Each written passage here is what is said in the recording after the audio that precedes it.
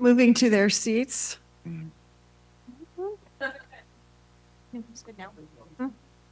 If everyone would begin moving to the table, we're going to start in about 30 seconds. We're on a tight ship here.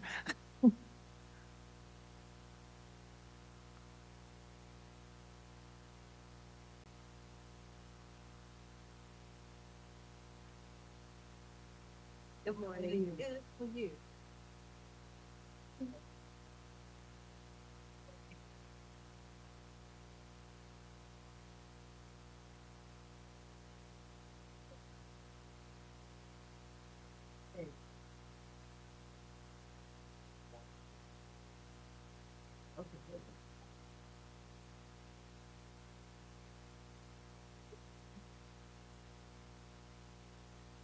Seated.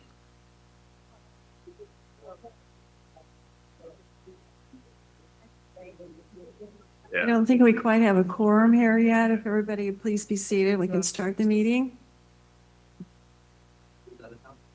Yeah, which he said he would be. This is the one where we're supposed to be. Hey, good morning. This is the one where we're supposed to be So mad. on his stuff. Yeah, I think Daryl's on his way. Sunshine. Things under control. Vibes on that. Thank you. All right. Good morning, everybody. So glad you're back. We have this meeting and one more, so we have a lot of business to conduct today. To that end, I think all of you got a note about extending these meetings, if necessary, by another hour until 2:30 this afternoon. And I wonder if I could hear a motion to make that official. A motion and seconded. Second. I think we, 1, 2, 3, 4, 5, 6. Oh, we don't have a quorum. We need one more person here. Oh, Dr. Robinson's here. I think she's out of the room. Emergency call. She'll be right back. All right. We'll hang on. We'll hang on to that for a second then. Sorry. Thought I counted 11 and.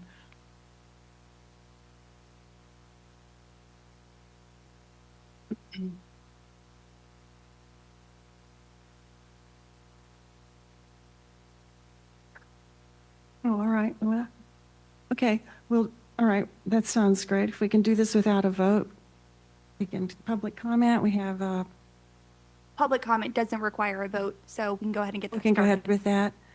These are in order. That's right. Okay. The first person we have is Tiffany Hill on agenda item 4. Tiffany, just state your name and address for the record, and you have 3 minutes. Thank you. It's done. Yeah, you know her dad.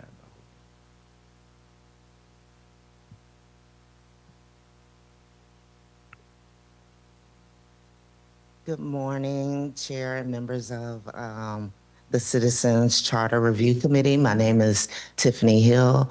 I reside at 1401 Lola Drive, Tallahassee, Florida. I am a native resident of Tallahassee, and I'm here today as a resident. And I also want to disclose for transparency that I'm a candidate for Tallahassee City Commission, seat 5. I'm speaking in support of option 2, the proposed charter amendment establishing an affordable housing trust fund. Housing is regional. People's lives don't follow jurisdictions' lines.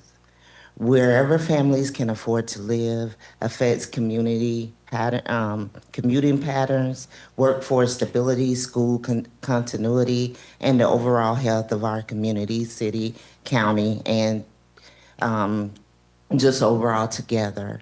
What I appreciate about option 2 is that it's balanced approach. It establishes a continuing trust fund in the charter while preserving flexibility for the county commission to direct funding sources through annual budget processes. It's not rigid, it's practical. Importantly, option 2 explicitly allows municipalities to participate voluntarily. That matters. It creates a clear pathway for city-county collaboration so we can align priorities, leverage other public and private dollars. focus resources where they have the greatest impact. If I'm elected, I intend to be a strong advocate for a partnership because we will not solve housing affordabilities by working in silos. We need to work together. I respectfully urge the committee to recommend option 2 just as a middle pathway. And thank you for your support and time. Thank you. Thank you very much. We appreciate it. We do have a quorum here now, I believe, and so just to interrupt public comment for a second, I have a motion and second to extend our meeting by until 2:30 today, and also for our next meeting, our final one, if necessary. I just need a simple majority vote. All in favor of possible extension, say aye. Aye. And opposed, no. Thank you. All right. On our public comment, pardon me? Well, we can go ahead with it. Let's, all right. Yeah, we do have a consent agenda, sorry. Consent agenda. Do I hear a motion to approve the consent agenda? Bill moves. Motion made and seconded. All in favor, say aye. Aye. And opposed, no. Thank you. All right. Now we got the business of the day started. Peter Bootsine, public comment on item number 1.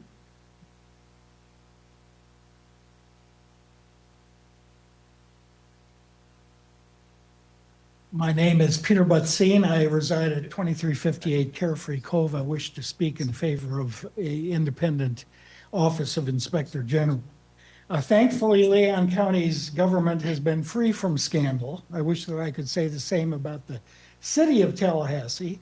In 2014, I was part of a small group that successfully amended the city charter to create an independent ethics board and reform the city's deficient ethics ordinances.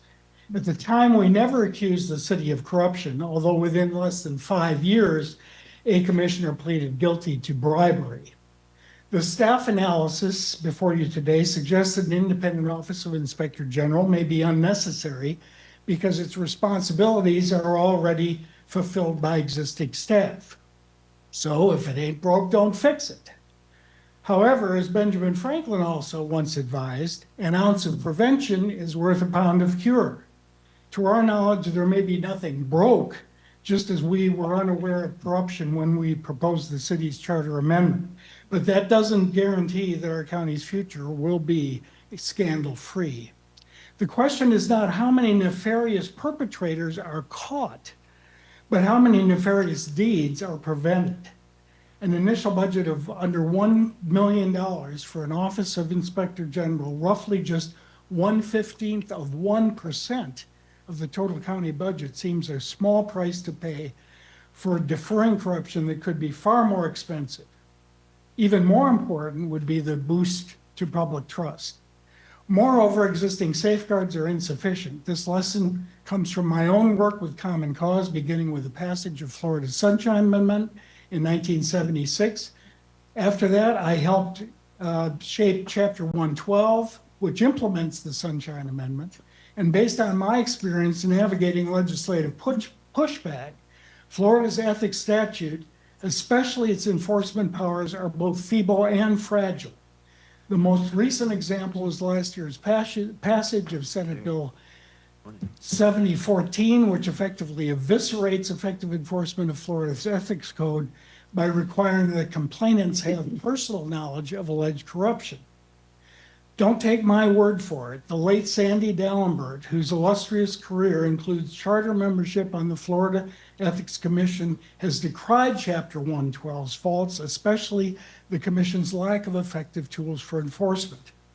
Moreover, according to the Florida Inspector's General Office, 7 counties have created offices of Inspector General, acknowledging the current law's weaknesses. Arguably, as many as 11 counties have established such offices, and several additional local governments have passed ethics ordinances that exceed Florida statute. So in conclusion, the important work against corruption, malfeasance, nonfeasance, and conflicts of interest deserve a truly independent Office of Inspector General, armed with all the tools recommended by the Association of Inspectors General. Thank you, and thank you for your service. Thank you very much. Next up is Ernie Payne. Item 1. Thank you.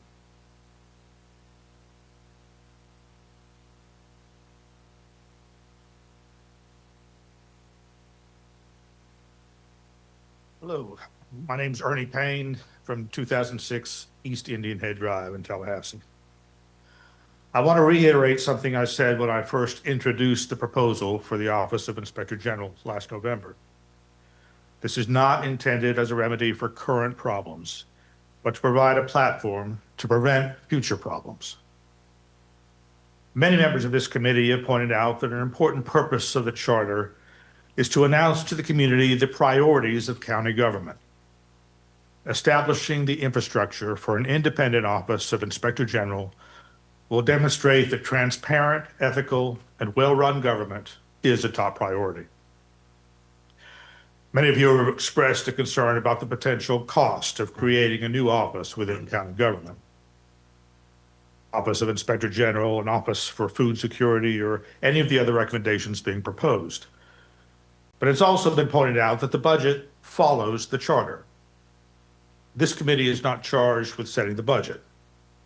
If this proposal makes it to the ballot, and if it passes, elected officials, assisted by staff, will annually align the funding with the expressed priorities of the community.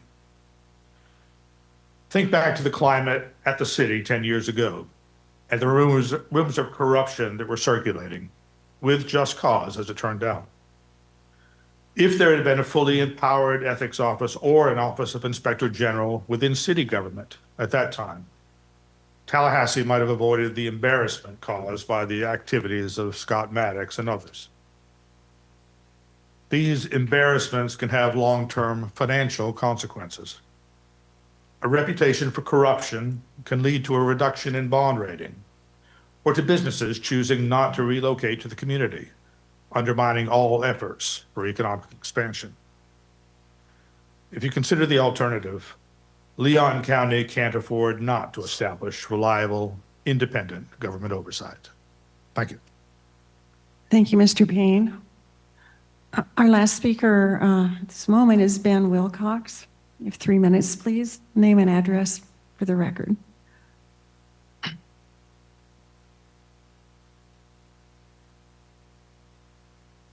morning, everybody. I'm Ben Wilcox, 1719 Old Fort Drive. As I said, I'm Ben Wilcox. I'm also a member of the group Citizens for Ethics Reform. I'm here today in support of Agenda Item 1, which proposes a charter amendment to establish an independent Inspector General for Leon County. As pointed out in your staff analysis, Inspector Generals exist across every level of government for detecting, investigating, and preventing matters of fraud, waste, abuse, mismanagement, and misconduct within government organizations. The key to having an effective Inspector General is building in place independence for the office.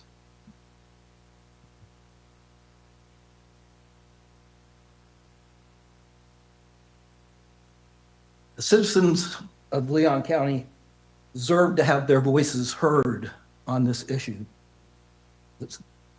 And I believe if you choose to place this before the county commission for placement on the ballot, I believe this charter amendment would pass. The Sunshine Amendment, which passed in 1976, passed by 79% of the vote. Amendment 12, which was placed on the ballot by the 2018 Constitution Revision Commission, also passed by almost 79% of the vote. A recent City of Tallahassee charter amendment that spoke to the independence of the City of Tallahassee's Inspector General passed by 65% of the vote.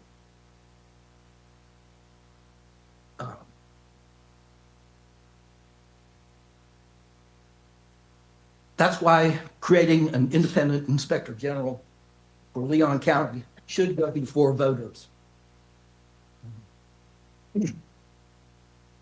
Anti-corruption measures are not popular with sitting government officials.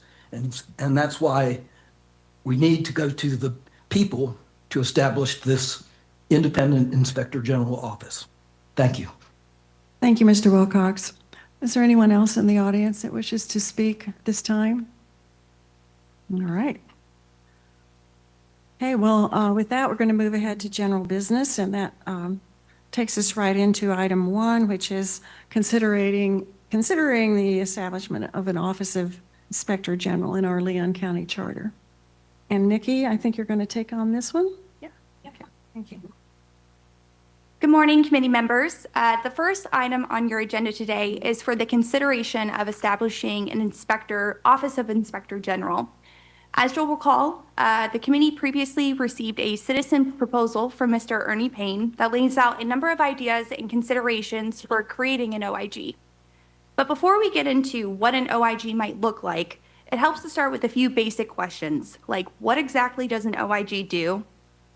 What do OIGs look like in other charter counties, and how would this align or differ from Leon County's current structure?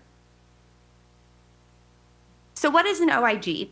In general, OIGs exist at all levels of government to help detect, investigate, and prevent fraud, abuse, waste, mismanagement, and misconduct. Your materials provide a detailed overview of OIGs at the federal and state level, as well as the 4 charter counties that have established independent OIGs: Miami-Dade, Broward, Jacksonville, Duval, and Palm Beach.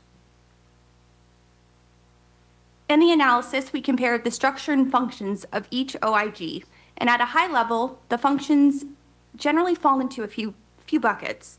The first, receiving and investigating complaints, conducting financial audits, and providing contract oversight. The jurisdictional oversight varies across each OIG, though, with 3 having some level of oversight over external entities like cities or constitutional offices, while Miami-Dade is the only one that is limited to the county government itself. In most cases, OIGs focus on the misuse of public resources and misconduct, which does not include ensuring compliance with local ethics laws. Broward County is the only exception, as the only OIG that has designated authority for ethics oversight. Also, if and when it's been determined that wrongdoing has occurred, each of these OIGs refer matters to the appropriate enforcement entity, who may or may not come to the same conclusion and who may or may not take enforcement action. And just to give a sense of scale, based on 2024 self-reported outcomes, about 87% of complaints received across the OIGs required no action or were referred elsewhere. It's also important to note that these offices are not small, with an average annual budget at around $4.5 million and staffing ranging from 12 to 42 full-time employees. Now, all that said, these counties are very different from Leon County. So the next key question is, how would this align or differ from Leon County's current structure? For starters, many of the functions carried out by county OIGs, like auditing and financial oversight, are already provided through the clerk, as required by the state constitution. While having these functions provided by an independently elected clerk is oversight in itself, the Leon County Charter goes even further by requiring an independent audit committee with the specific charge of ensuring the independence of these auditing functions. Other functions commonly associated with OIGs also already exist within our governing structure, including designated mechanisms for reporting and investigating complaints, multi-level contract and procurement oversight, and internal efforts focused not just on preventing the misuse of funds, but also driving employee-led cost savings and avoidances, which result in millions in savings for taxpayers year after year. Again, this is just a high-level overview of an extensive analysis with much more detail available in your materials. But of course, we're here if you have any questions. And at this point, I would like to hand it over to the county attorney to provide some clarification regarding our ethics laws and enforcement. Thank you, Nikki. Thank you. Thank you. Good morning. So if you will look at your agenda item, I want to provide some additional information and some clarification in the item just to make sure it's completely clear what is currently in place and who has authority over what. So on page 7 of your agenda item, there are a couple of bullets, and I'll give you a minute to flip there. 7 of the packet? No, not of the packet. It's the item itself. What page is that? Oh, page 16, sorry. Of the packet. So the top bullet starts with implementation and resources. The second kind of bullet has complaints and enforcement. Okay, so if you look at like halfway down, it says all ethics matters are administered separately through the Florida Commission on Ethics, and then the sentence continues. That is true, but only when a complaint is made to the Commission on Ethics under Part 112 of the Florida statutes. So I wanted to make clear that is not the process when a complaint is made to the county under the county's Code of Ethics, okay? So just want to make sure everyone's clear about that. So then going back up to the first sentence under that paragraph, which states the county's Code of Ethics establishes procedures for complaints and investigation of alleged violations. That is correct. What did not make it into the agenda item inadvertently is references to the actual code where that is provided. So there, in our Code of Ethics, there are 3 divisions. The first one is kind of general. The second one actually includes the standards of conduct. And then the third deals with lobbyist regulations, okay? So for our purposes today, I think what people are generally focused on for purposes of this item is divisions 1 and 2. There's a section, it's 2-653 in division 1 of the Code of Ethics that addresses investigations and prosecution of alleged violations of the standards of conduct. And it provides generally that unless it's unless the allegation is workplace harassment, and there's a separate provision of the Code of Ethics that governs the process for that, the method to report that is in writing to the county attorney. And then that provision further provides that investigation and prosecution is consistent with law. Okay, so there's a general statement in there about that.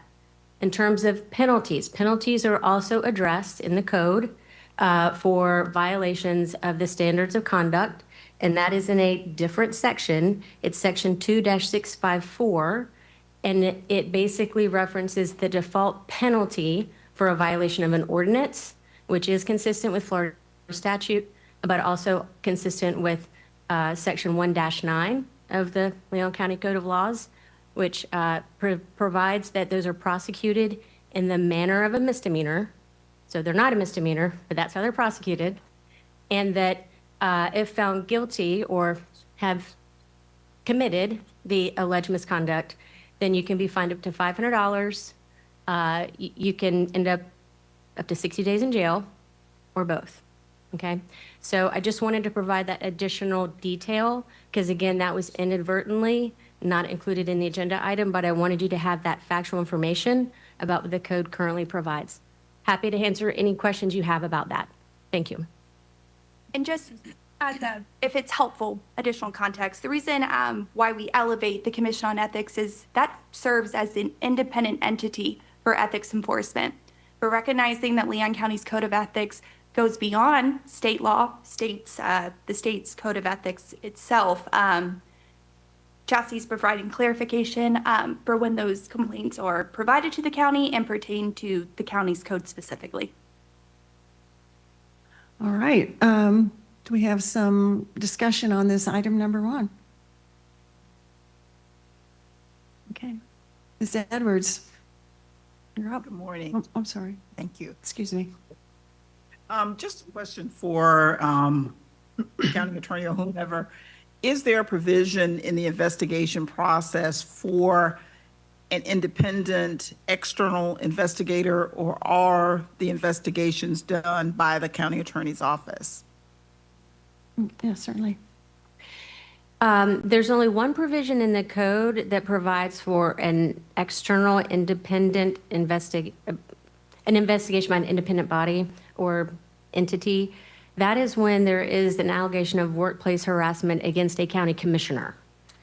And that is to ensure that in those instances, there is not any undue influence or pressure.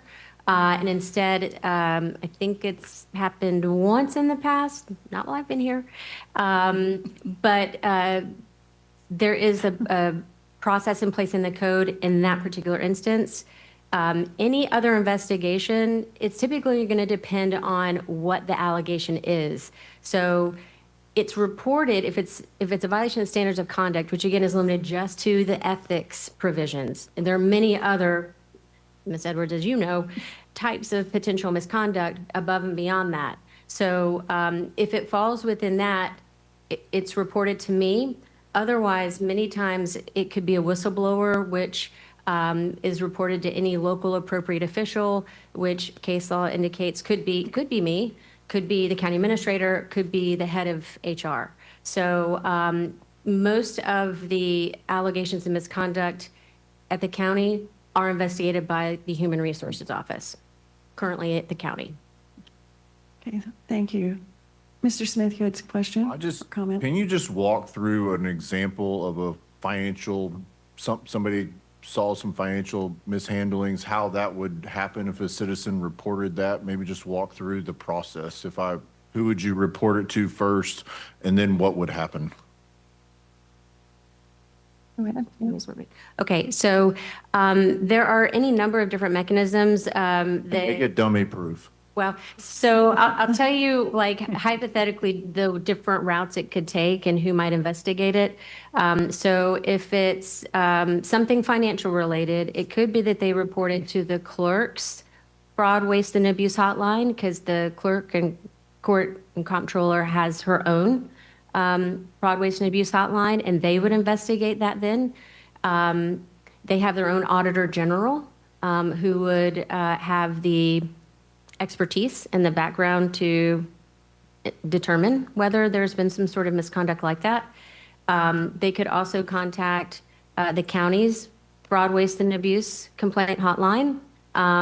The Office of Human Resources typically investigates those.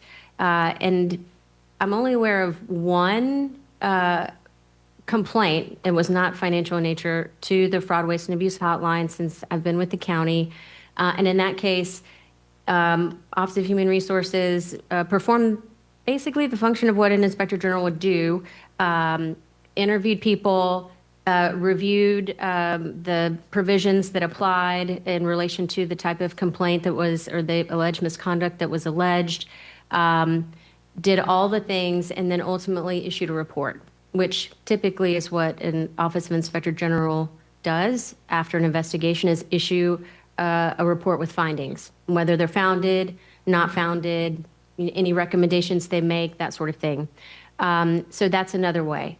If they were to use some other mechanism and report that to the county attorney's office, we would communicate that to the Office of Human Resources, since they typically investigate those sorts of activities. If it were financial in nature, I'm confident that Human Resources would have to engage with potentially the area, the office or department to have committed the misconduct, Office of Management and Budget, but also the clerk's office, since they perform the current auditing function. They would have to look at the entire process. And what would happen if so-called person that filed the complaint didn't believe the report or thought there was more fraud? Is there a way to appeal it, or how would that work? Yeah, so yes, in fact, they can make a complaint to law enforcement in the state attorney's office, and fraud is a crime. So even in instances where there's a finding of fraud, there's no authority of an Office of Inspector General to do anything about that potential crime, criminal activity. If it was conducted on the part of a county employee, then there would, of course, be disciplinary action that the county could take, but that's civil in nature, or really employment in nature. If it was some sort of contractor issue, then we would have mechanisms under whatever our contract is with the contractor to address that. But if it's fraud, which is again is a crime, that would have to be referred over. And in fact, inspectors general sometimes do refer alleged criminal misconduct like fraud to either FDLE or the other law enforcement entity with jurisdiction like the sheriff's office or TPD. Thank you. Mr. Lewis, had a question or Is comment? there a tally of all of the complaints that come before any county body over the course of a year? I'm sorry, what was the question? Can you repeat the question?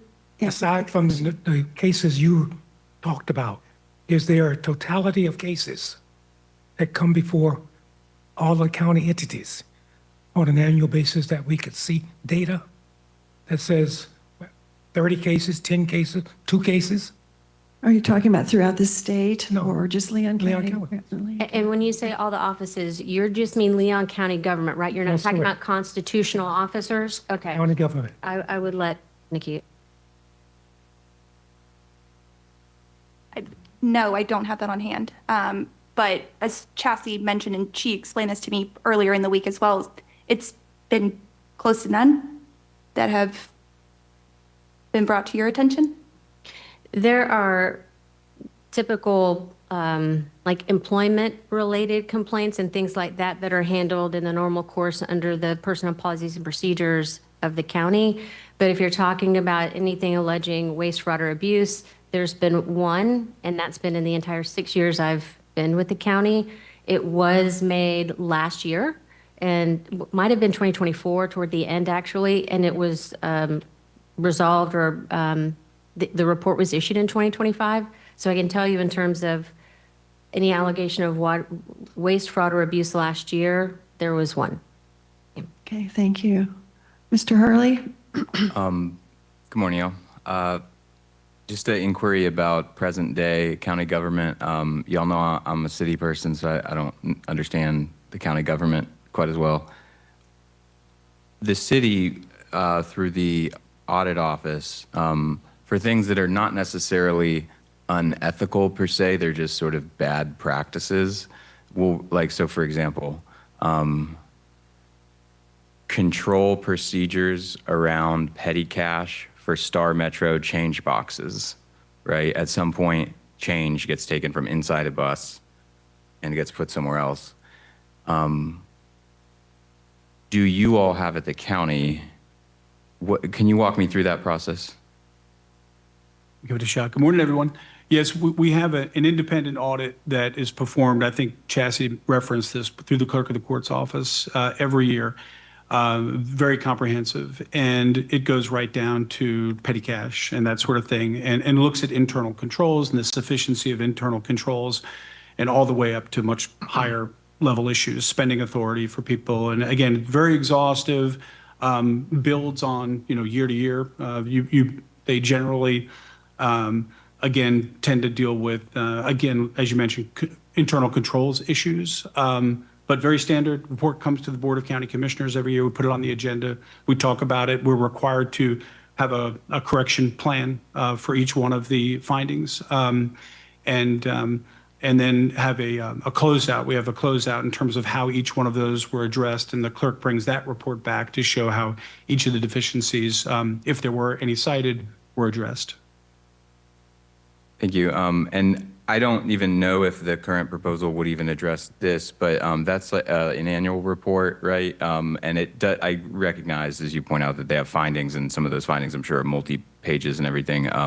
But it doesn't sound to me like at present day you all have, like the city has it, where it's more like audit number 17 for this year, and it's just focused on one issue. And a lot of times, to your point, they'll do follow-ups from previous years and that kind of thing.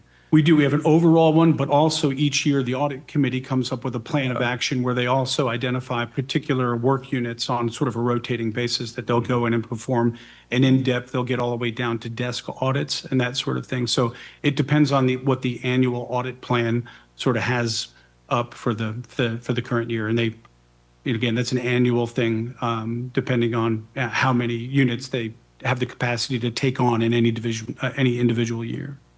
And last question. And so what is your perception on how much this amendment at all has a kind of jurisdictional issue or there's no overlap at all? Yeah, I'm not sure. I may need a little more on I that. mean, with the city, you mean, or? Would this at all impede upon that work? Is there any auditing function of controls, or is it, I guess I'm just trying to separate the idea of auditing and then ethics complaints. Sure.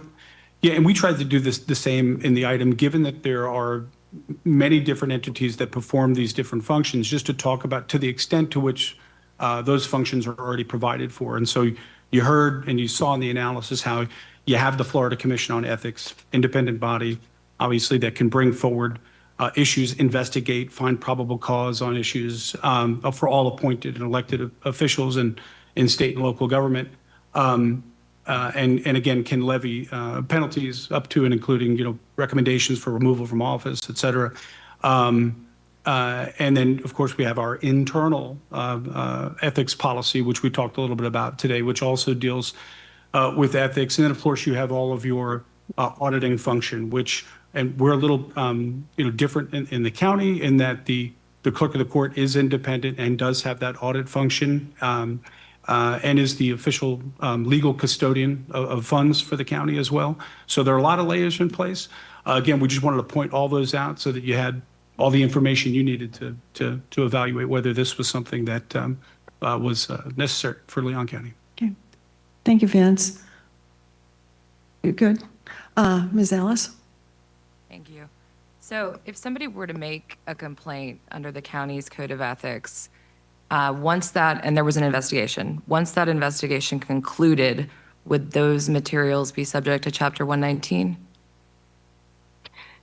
And I'm sure you're referring to the current exemption that applies to records of inspectors general.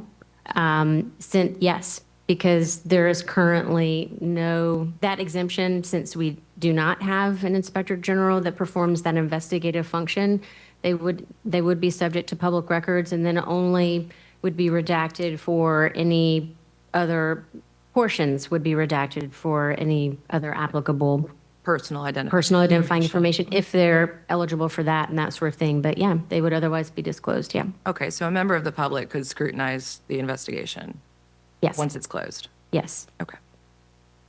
Once it's closed, Well, arguably even during it. even during? Yeah. Thank you.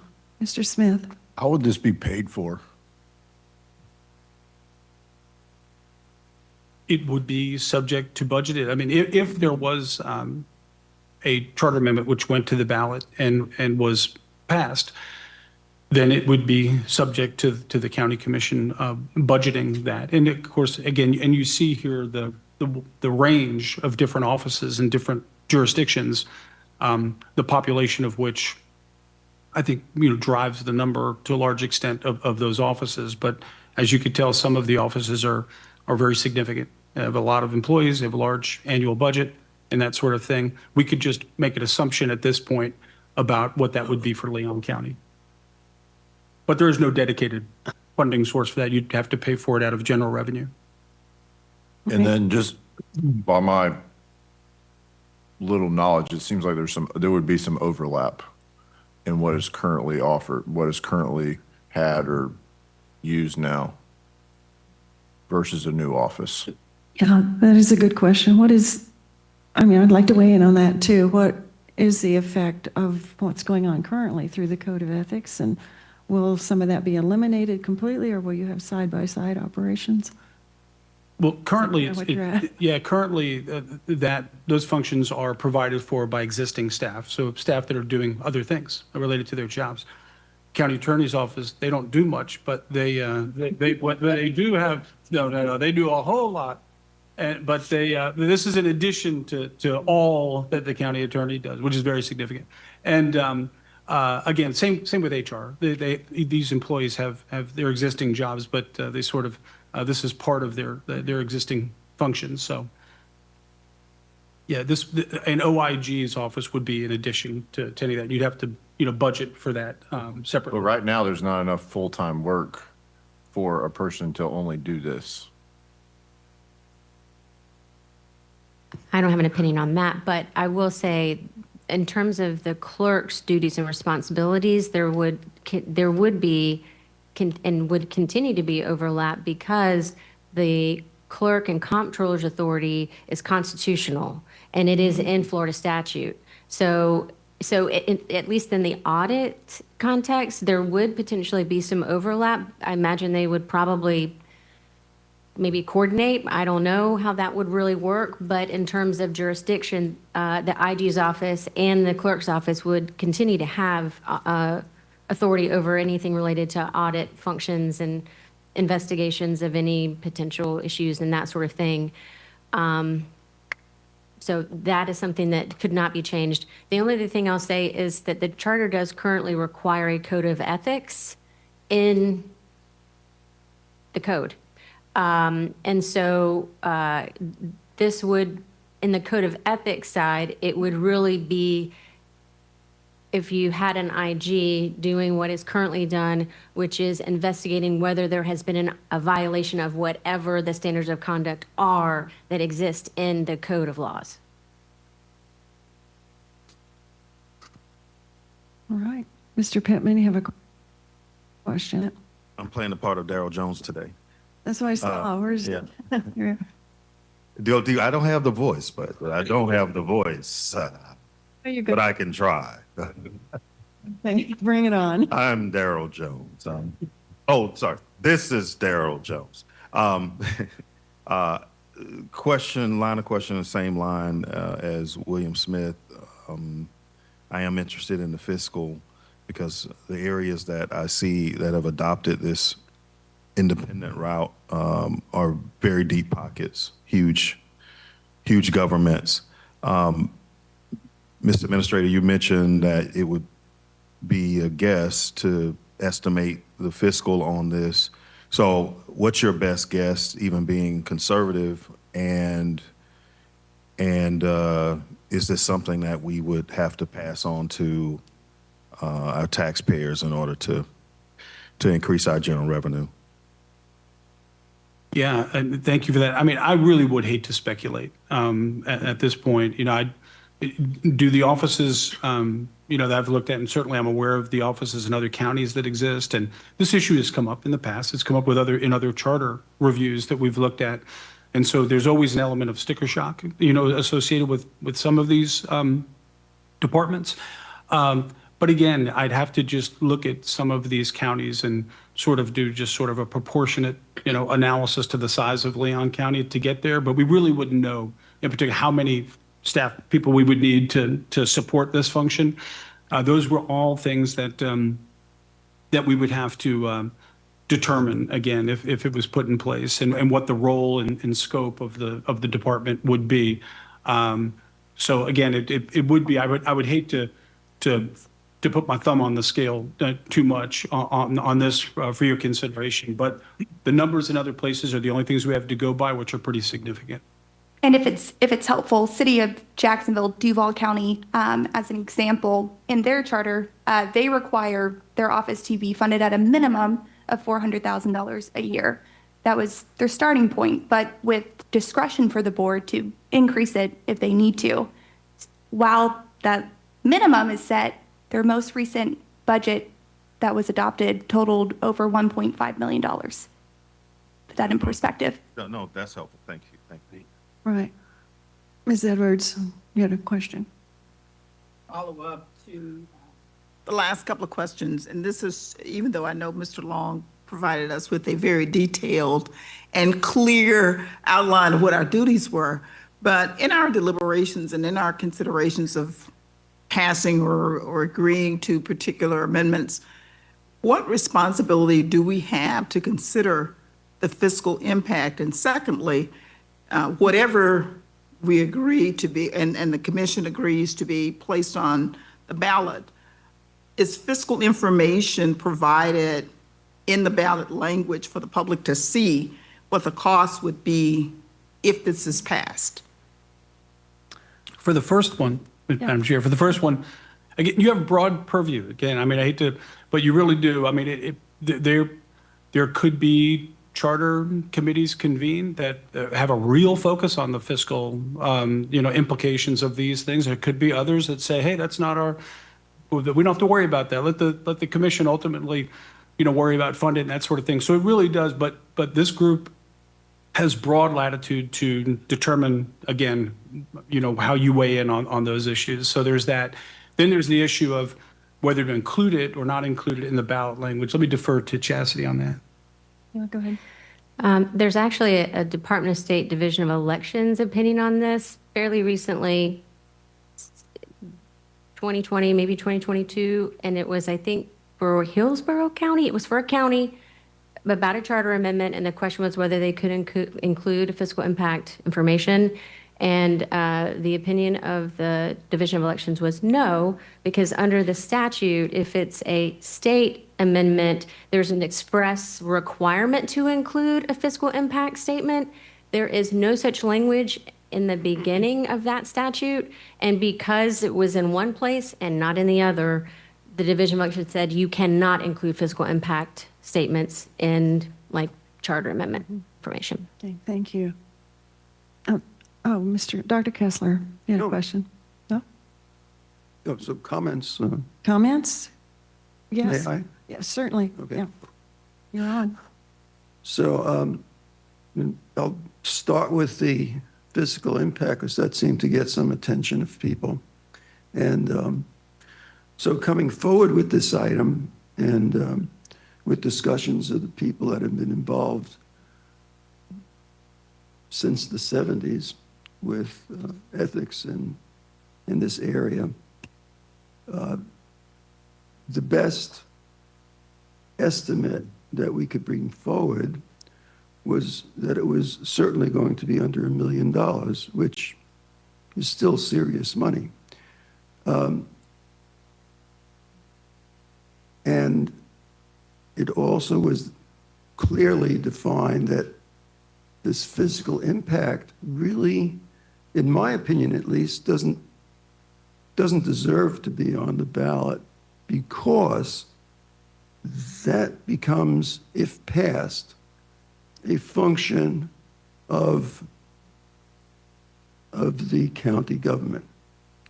And they can determine to set the funding at whatever level they choose. So that didn't become a problem for us bringing this thing forward. And I'll come back to that if necessary. But there are real pluses, there are real positives to put in place an office of the Inspector General. And they begin with they begin with independence. Unless you have an entity that is truly independent, and in this process that we're putting forward, the independence arises from they're not the board that's proposed to choose the Inspector General is not owing in any way to being paid by their voluntary board. And the Inspector General's effectiveness derives its importance primarily from its independence and oversight. The area of duplication and overlap, I'm not familiar with the actual operations right now of the county clerk's office, but if the county clerk's office has set up an office of accounting review and people are in place, that certainly would not be a function that would be expected of the proposed Inspector General. The Inspector General would serve then just in the oversight provision of that. The independence is important also for all of the whistleblower complaints that come forward. At the present time, if there's a whistleblower complaint arriving from within the county government. As I understand it, then it goes to the county administrator, and that is in of itself a conflict situation where that person's job may be in great way affected by how that position looks. So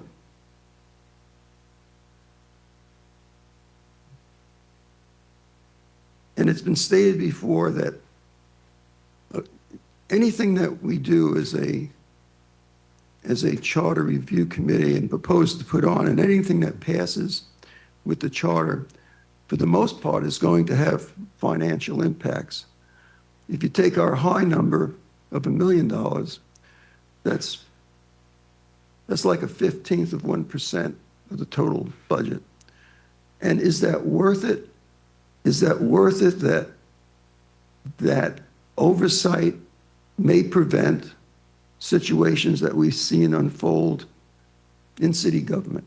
And if we can prevent that, then I think we're all on the ounce of prevention if we can afford it. And I think we can, and I think we should.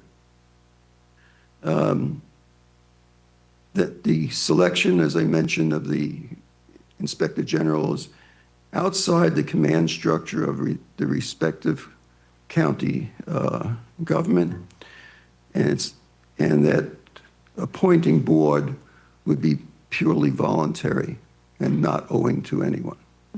That in line of the Inspector General, rather. The proposal of how that board would be created is a suggestion, but the intent is for the independents. And you can, discuss if you think this is a good amendment to bring forward. You may have suggestions on how to change that. At present, we're looking at 5 of the constitutional officers, the superintendent of schools, and the Leon County Board to appoint 1 person, leaving you with the 7 people for the board. That's one method. We're not locked into that.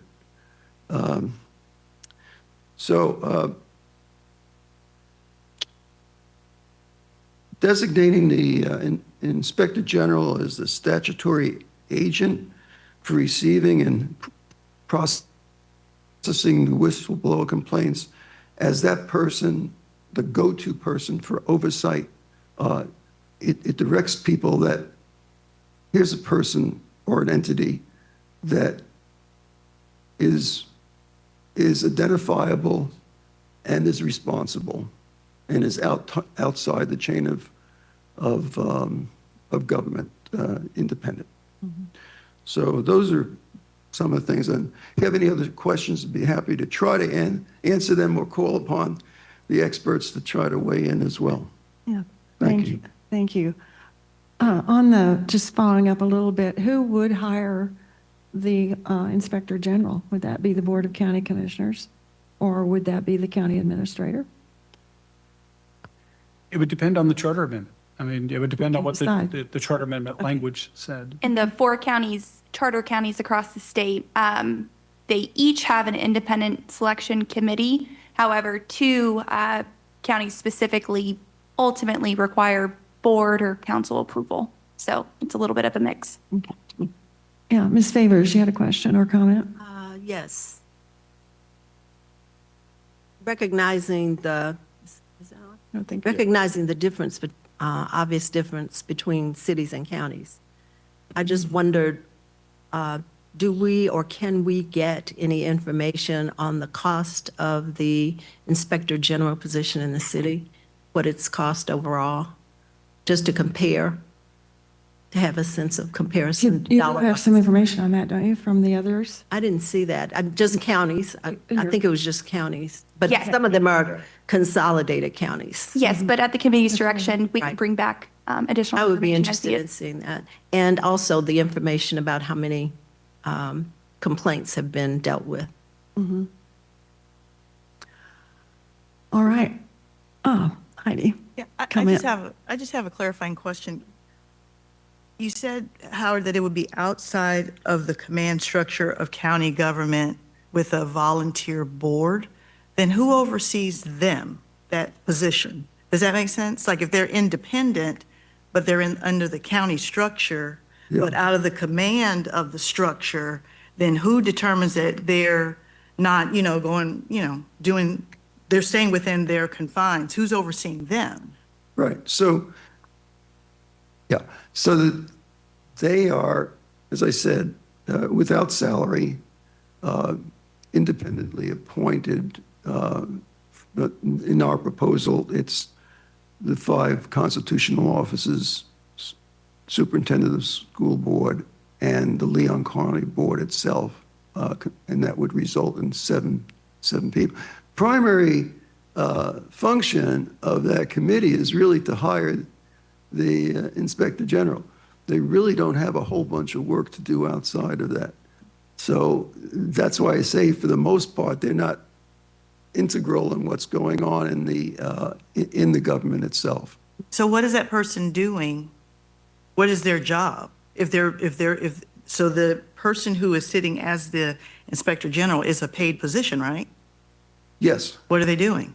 If everyone else is independent, what are they doing to earn the salary that I guess would be part of the position? Right. So it's part of establishing the entity as an independent entity. That's its, Right. Basic thing. Its main function is oversight. Okay, is oversight. Just like it was mentioned, in the potential duplication of work. That's not the intention. The intention is to oversee the work that is being done. Yeah. Okay. And also, as it comes to the whistleblower, to eliminate that conflict of interest, the conflict that would be there under the present condition. Potential conflict or exists, Once that complaint comes to be resolved by the county administrator, it's most likely there's going to be a conflict there. It's the innate situation of the chain of command. All right. Thank you. Thank you. Mr. Jones, you have a comment, please, or question, please? Yes, Madam Chair.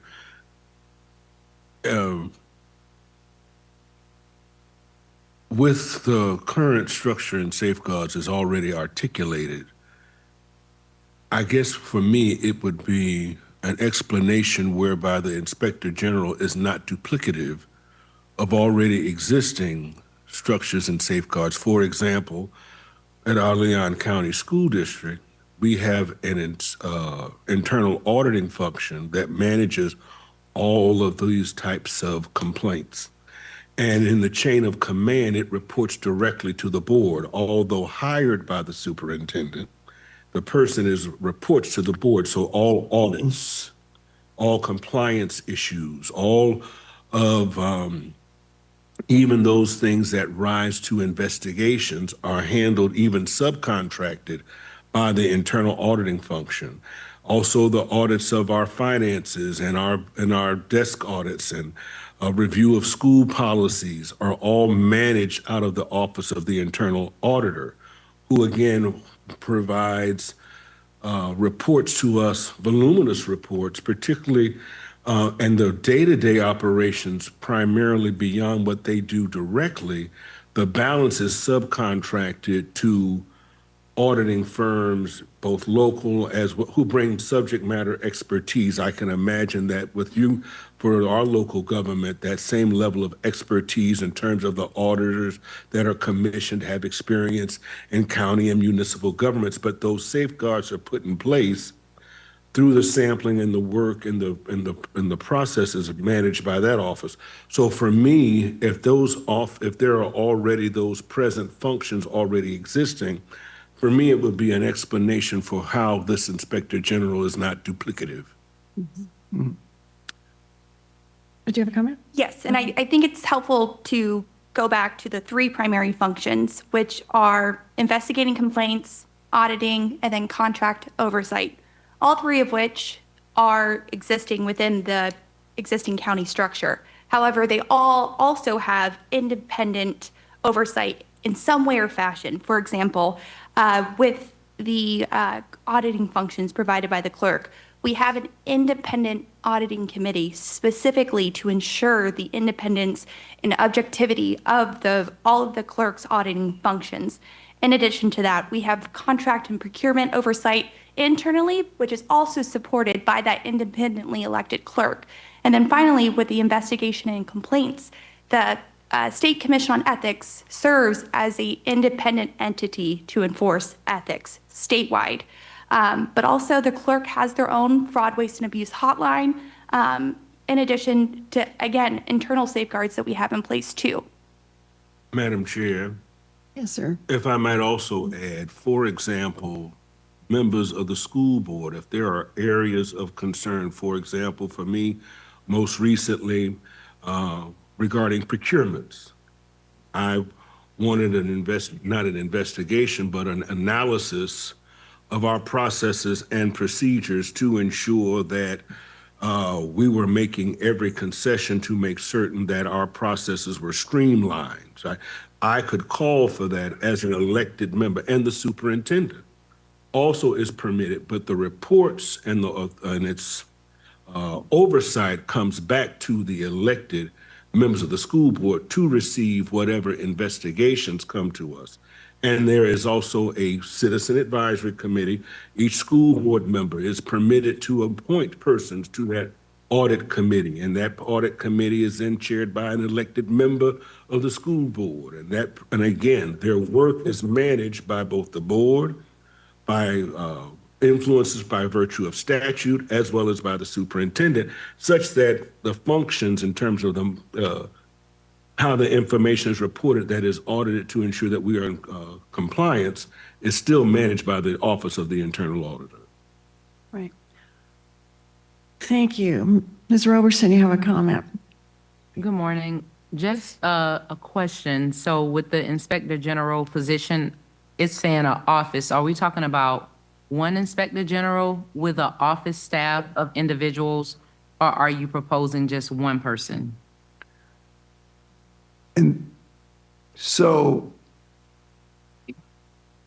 if we had an open purse, we would be proposing two people, but not an Inspector General. It's just a staff person to assist the Inspector General. But again, that capability would be left entirely to the funding decisions of the county. And the office would function to the degree the county funded the position. So typically, when you look at an office of the Inspector General and you have a complaint per se, you have those investigators that will go out and do the investigation, get their findings, et cetera, and then, turn it over to the Inspector General. So I'm just trying to understand the idea of if this is one person that's overseeing like a whistleblower complaint, that's a whole lot of autonomy without that person reporting to somebody else. Like they're gonna investigate the complaint, make the decision, and render the report. Like one person, they're gonna do everything with a complaint. Is that the idea? I don't know. So I didn't think that aspect of it. What I was more focused on was the independence of that person in an oversight position. I could call upon one of what I consider experts sitting in our audience if you'd like them to try to respond to that, if the chair would allow that. I'd be happy to do that. I mean, we have 2 more hours to discuss this. I don't hear a motion on the floor at all at this point. We have independence, duplication, costs that we are all considering. So I'd like to bring that home. I just, But I can provide some clarification, or not clarification, but offer the examples again from the other charter counties that have them. They range from 12 to 42 full-time employees to cover all the functions that the OIGs respectively provide. And I think that's what I wanted to draw attention to, because typically with the Office of the Inspector General, you have multiple people in place to ensure the integrity of the process. So having one Inspector General to investigate the complaint, look at whether or not the investigation was done correctly, and make a determination, that's a lot of autonomy if we're only considering one person. So when we're looking at fiscal impact, if we're talking one person versus 12 to 42, now we're talking a lot with governance structure. Any comments on that? yeah, I think that, I mean, we really don't have a motion with any specifics in that arena. sure, and we can. go- Numbers, so, we can go on discussing that after the motion is made. So would you entertain the motion of what the, so I'll make a motion. thank you. And the motion will be to establish the Office of the Inspector General with a budget to be, not even having it in the wording of the thing, but the intention is that the fiscal aspects of this Office of the Inspector General will be funding determined by the county government, and that, yes, and I'll just leave it as simple as that, and we can discuss all the other things as we go along. Repeat your motion. What was that? Repeat, will you repeat it? I'm just going to make it simple, to establish the Office of the Inspector General. We can have, I beg your pardon? Is that option 2 or that's what? This is, It would be option I two, think it but would be he did option two. specifically say to not have budgetary financial cost included in the language, which we would note. Page 19. 19. Yeah. Yeah. So it sounds like option 2. I just want to get clear. option 2 now. Do I hear a second on that motion? Second. All right, motion is made and seconded. We can discuss this further. I'd like to take a roll call vote on this. You don't have to vote on this. Page 19. Yeah, more discussion. I'm sorry. Excuse me. I didn't see, are you still questioning or not? No, I just. All right, sorry. Apologies for that. Okay. I'm sorry. I was just trying to get through to whether we have time for, So- okay. Okay, good. Go ahead. Okay, so just a few things that and I'll leave this for more clarification from the experts, but we already have an ethics commission. They have staff. We are proposing this as an independent oversight position, statutory. That the clerk of the court is doing the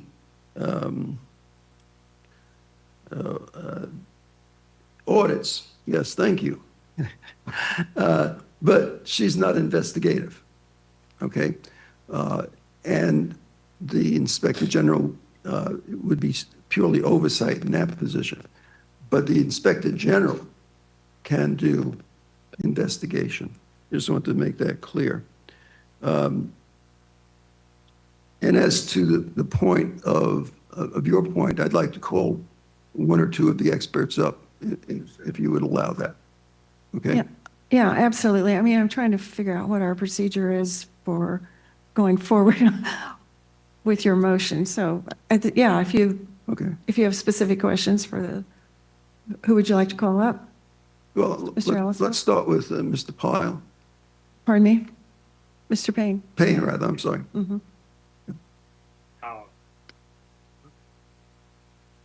My chemistry Thank you. teacher in college was Pyle. Oh, okay, all right. I flipped. Okay, Okay, my point in making the proposal was to have a single focus, a single office that all county employees and all county citizens will have, if they are made aware or if they become aware of any potential problems, whether they are ethics related, potential fraud related, financial issues, if there's a single, say, a hotline, as I've heard that the clerk maintains a particular hotline, but as far as I know, she is not receiving whistleblower complaints, which is a primary function of any inspector general office, which is something very, very specific. There are very specific statutory requirements for whistleblower complaints that needs to be have a dedicated focus there. There's been some concern about there's not a lot of hasn't been a lot of complaints, but that is actually the ideal situation. If there are no actual infractions, then you don't need complaints. But if there are infractions, there needs to be a infrastructure in place to receive them and respond to them appropriately. Yeah. Any other questions or anything? No, Dr. Chisholm. Chair, could we have Mr. Robertson's question? Your specific question about the Yeah, so autonomy. my specific question, because we were talking about one inspector general, based on my understanding and working with other offices of inspector generals, it's an office with a lot of people. So as we're talking about this and we're talking about the fiscal impact, I was just trying to understand, because we were speaking about one person. So you're proposing an office with all functions of an office of inspector general. Yes, but offices of inspector general are widely varied in terms of size and complexity. Leon County also already has a particular infrastructure set up for auditing offices in place with the clerk's office. So my idea is that would help alleviate any fiscal concerns because that infrastructure is in place. But the Office of Inspector General will be a general oversight of that function, of the fiscal issues, of ethical issues, potential fraud, someone who has a good, firm understanding of every department within county government, so they know what appropriate policies and procedures are, and if those policies are followed. They would have a regular audit schedule similar to other audits, but especially focused on responsible governance of proper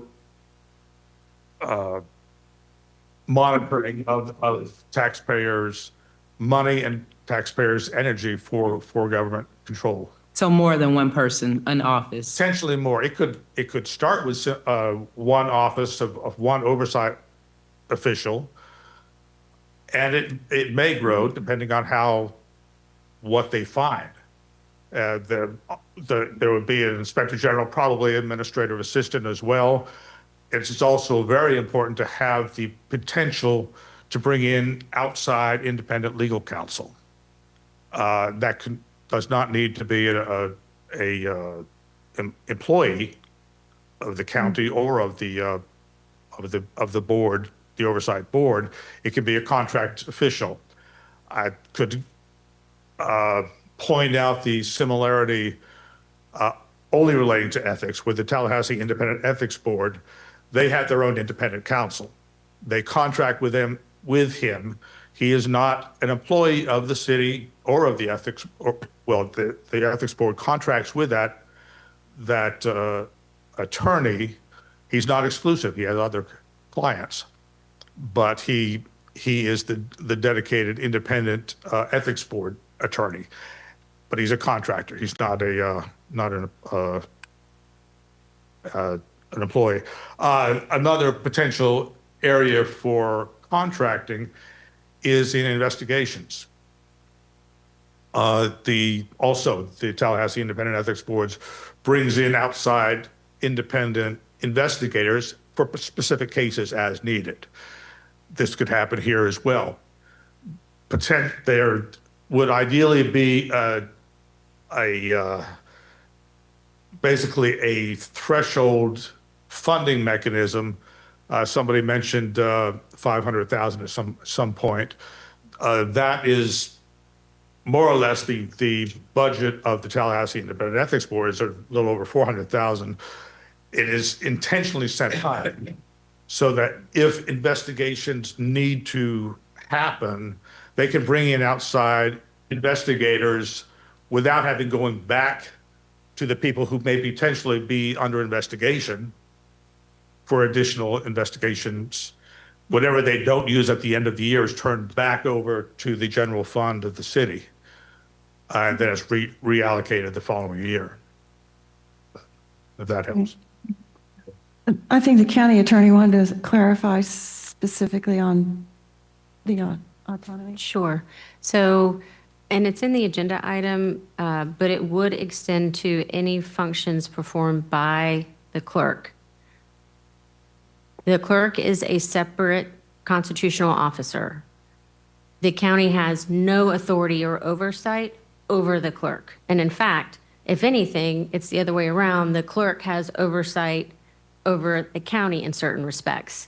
So to be really clear, nothing in this charter would enable any Office of Inspector General that is a county Office of Inspector General to perform any oversight functions over the clerk. Now, in some jurisdictions, and this is also in the agenda item, other constitutional officers and the school board and others can participate, can basically enter into an interlocal agreement and voluntarily have the Inspector General perform services for them. But I just want to make that clear. I don't want there to be any misconception about that. The other thing I would say is the county is also required, and the clerk retains, it's not even the county, retains an independent audit firm that then audits the county and also the clerk's functions performed on behalf of the county, and they make their own independent analysis and provide an annual report every year. This, I think it's coming back to the meeting, the next meeting of our board next week, next Tuesday. There's an update and status report because that independent auditor found some deficiencies with the functions being performed by the clerk. And there's an update because the board asked for it to say, these are red flags. We want more information. We want to make sure those are being addressed. So even though the IG wouldn't have that oversight authority, there actually is already a statutorily required external auditor that actually audits the clerk. Just wanted to let you know that. Thank you. Mr. Hurley. I wanted to kind of do some translation on your question because I think that Translation. yeah, like that I know that the ethics board is Ernie and I have been through a lot of this at the city, and they sometimes do the way they talk about it can be confusing. So I'd like to try to talk about in practice what the city ethics board actually looks like. There's 7 of them, right? Is that right, Ernie? About duplicating an ethics board. Understood. There are, generally speaking, 2 staff, right?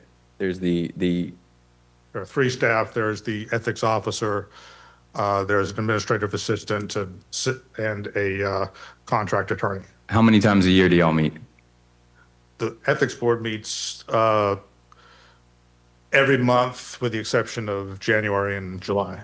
And what's typically on the agenda? Outstanding complaints, recommendations for ordinances or charter amendments that affect ethics. And so my experience with working with ethics advocates and commissioners on either sides of complaints is that it is an effective tool to make decision makers more thoughtful about the ramifications of their actions. I understand that there is a fiscal impact with it, and I have seen the good work of the ethics board in Tallahassee. I know that, do you all have your own building? They are given office space by the city, but to be clear, that the ethics board has certain duties that I don't foresee with the board that will be responsible for hiring the inspector general. Do you guys go on out-of-town lavish trips, the staff of the ethics board? The staff goes on conferences relating to ethics. And I ask those questions to try to alleviate concerns that people may have that we're not creating some new huge government. It is a relatively small shop. And how many people would you estimate are in the audience at any given ethics board, other than Stanley Sims? Generally 3 or 4. Yeah. Okay. Nikki, did you have a comment on that to clarify? Yes, I want to make clear, we're talking about an office of the Inspector General being established, not a ethics board or ethics commission. And while fiscal impact or budgets were provided, those are two separate things, two separate charges, functions, authority, etc. Madam Chair? Yes, ma'am. My question was about the amount of people that we were discussing related to the agenda item on an office of the Inspector General. Were we talking about an office with an Inspector General and multiple people, or were we talking about one person? I don't know anything about a board or the relevance that has with my question, but I was asking a question to understand the overall function. Were we talking about one person or an office with multiple people with multiple functions? And last comment, Yeah, yes, sir. Just a minute. We do need to at some point, I mean, some of these questions could be Got a motion on it. answered in the agenda item that on the will table come itself. back to us. Yeah. Mr. Jones? Of the previous question? Yeah, I'll second. we can vote on that, a second on that? Point of information, though. Point of Yeah. information. Do we even know what this, okay, point of information. If this comes back with the staff working on a charter, I mean, does this come back for us then to decide whether we want it to go, as a recommendation? Or if we vote on this motion, does staff just work on it and it is adopted by this vote? No, it's, I can go help ahead. with that, yeah.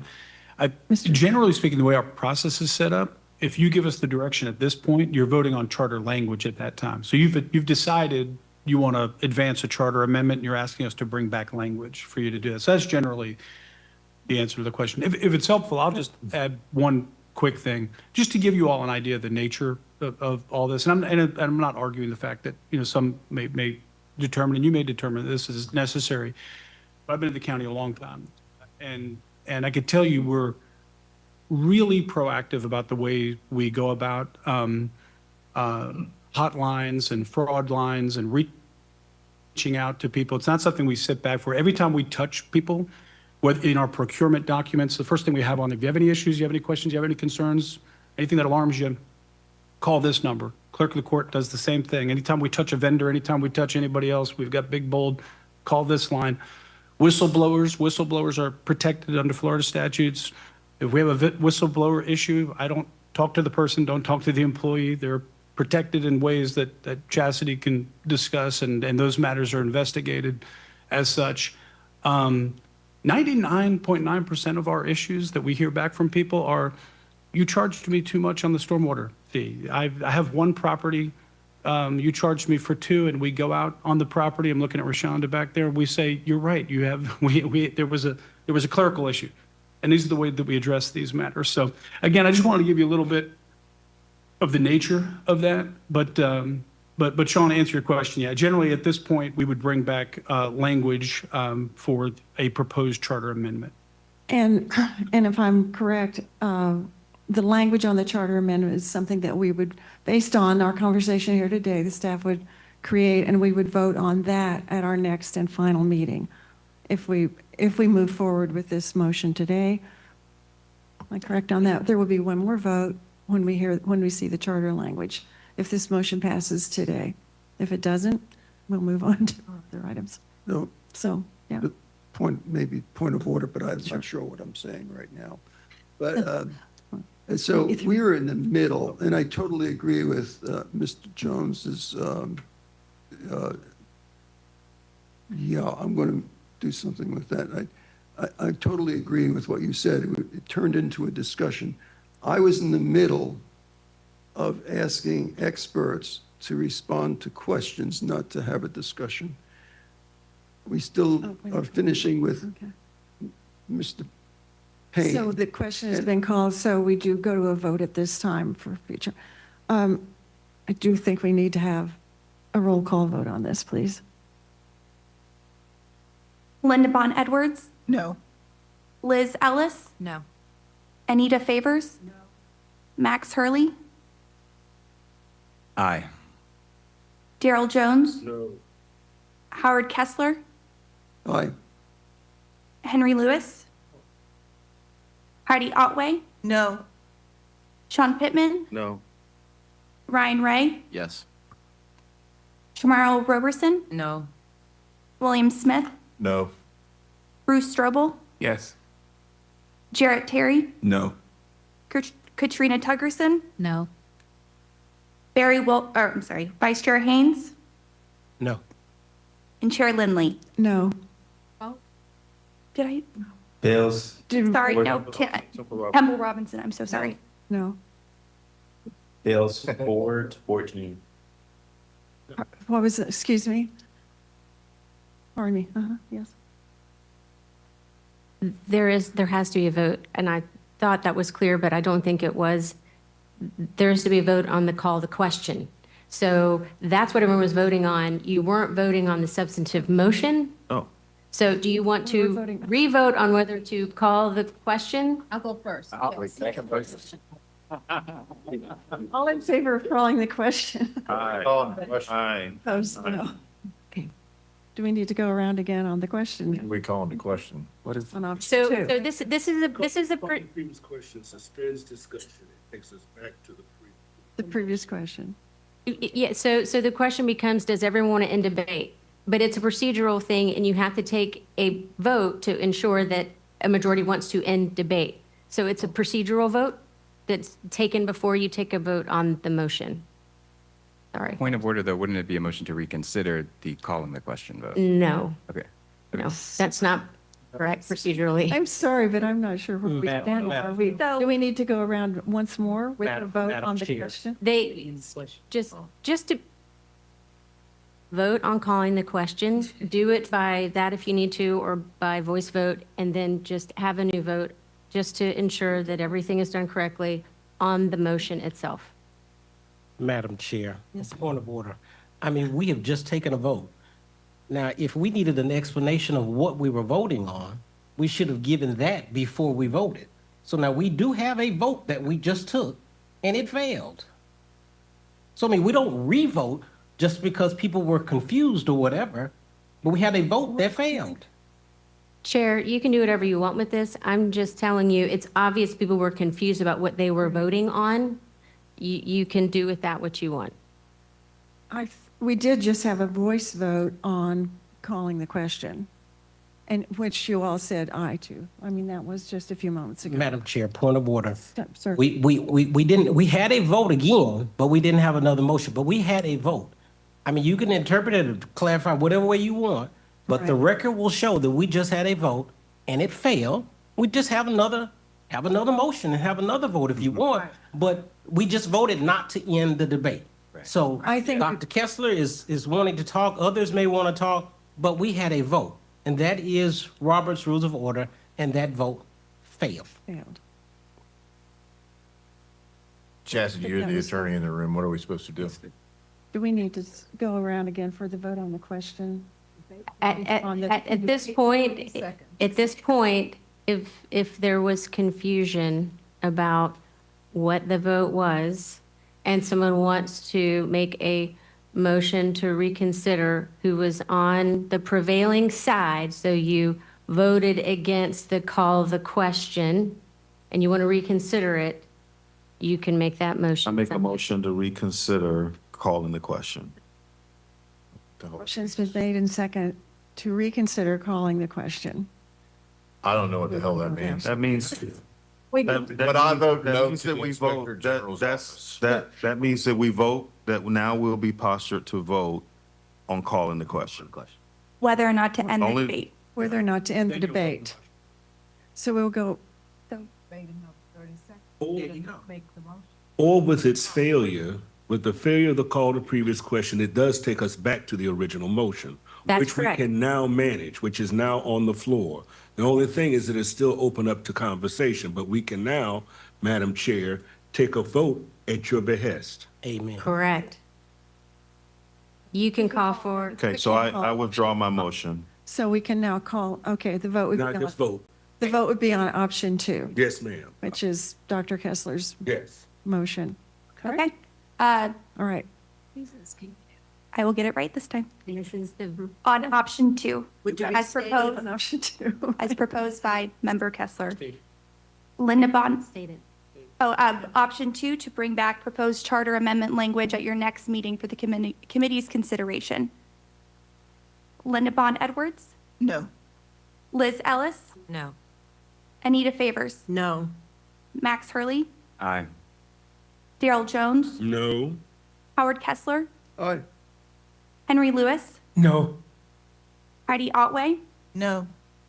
Sean Pittman, No. Ryan Ray, Yes. Shmarl Roberson, No. Temple Robinson, No. William Smith, Oh, Bruce Strobel, Yes. Jarrett Terry, No. Katrina Tuggerson, No.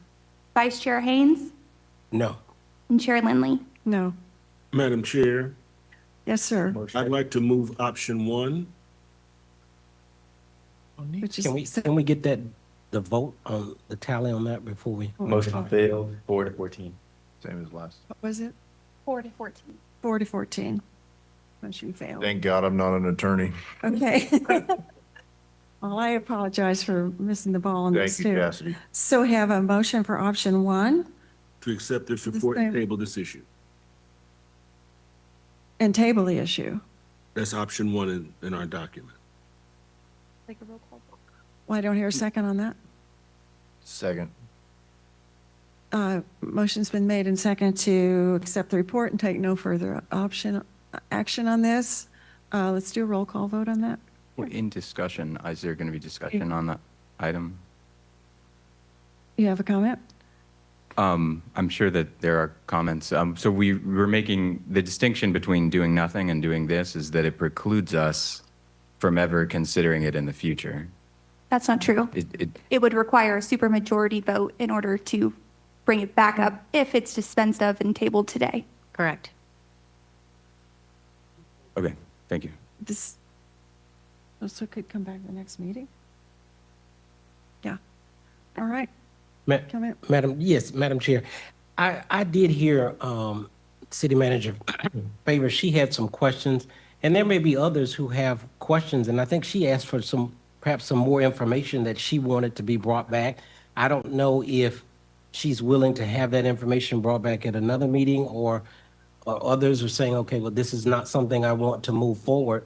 But I mean, you can always ask for additional information and to be brought back, at another meeting and not necessarily pass or fail this particular motion if Ms. Favors or others have other questions. But with the that they- majority vote, is that correct? I'm sorry, wait now. I still have the floor. Madam Chair. Carry on. Okay. But if you have other questions and you need clarity on those, we can ask for that versus voting the motion up or down at this particular time, is my understanding. And That's incorrect. There is a motion on the floor. Debate is supposed to be about the motion on the floor. If there's continued discussion on this item after that, that's unrelated to that, after this vote is taken, that's the appropriate time to raise those issues. So we can take a vote at this point on option 1. Accept the report and take no further action at this time. We'll do a roll call vote. Linda Bond Edwards, Yes. Liz Ellis, Yes. Anita Favors, Yes. Max Hurley, No. Daryl Jones, Yes. Howard Kessler, Yes. Henry Lewis, Yes. Heidi Otway, Yes. Sean Pittman, Yes. Ryan Ray, No. Shamar Roberson, Yes. Temple Robinson, Yes. William Smith, Yes. Bruce Strobel, Yes. Jarrett Terry, Yes. Katrina Tuggerson, Yes. Vice Chair Haynes, Yes. and Chair Lindley. Yes, Motion Right. passes 16-2. 16-2. Thank you. All right. Right. I'm suggesting we take about a 5-minute break and we will come back to our next Sounds good. item of business. It's 5 after, back about 5 minutes, 5 or 6 minutes, please. I was a little disappointed we didn't get more information. That's the way it is. How you doing? Crazy. Go. Yeah. We didn't even. That's right. Yeah, I think we had a little unwanted assistance. Okay, Just didn't want you to look out. thank you. All right, thank you. Yeah. Oh. Same chance. Yeah, okay. Even though they're. I might need a break. And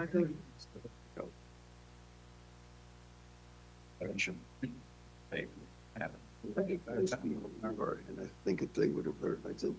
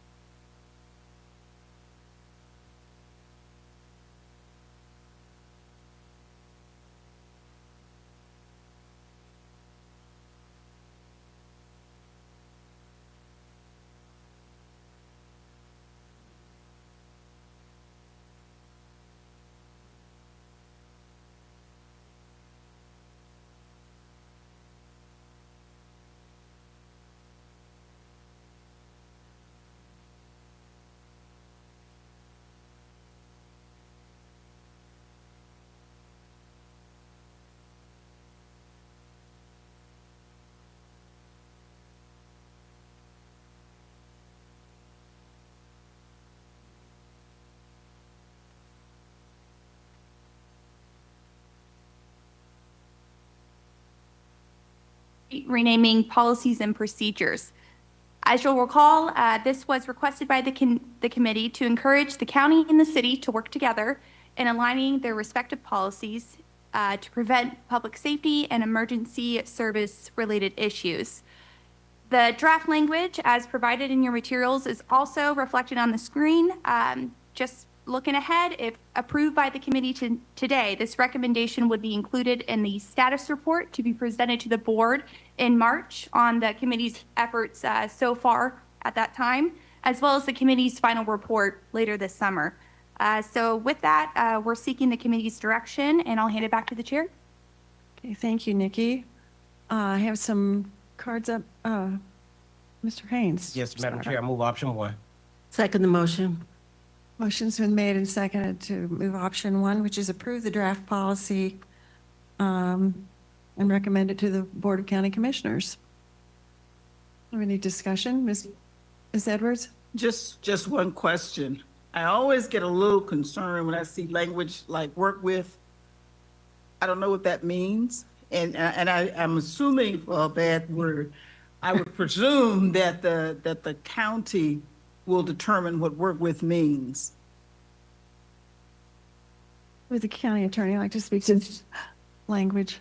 Yes, it is open to interpretation, and it would be discretion of the county what that meant. Yes. Okay. Mr. Smith? We're not making an amendment to the charter. We're just recommending, hope you will.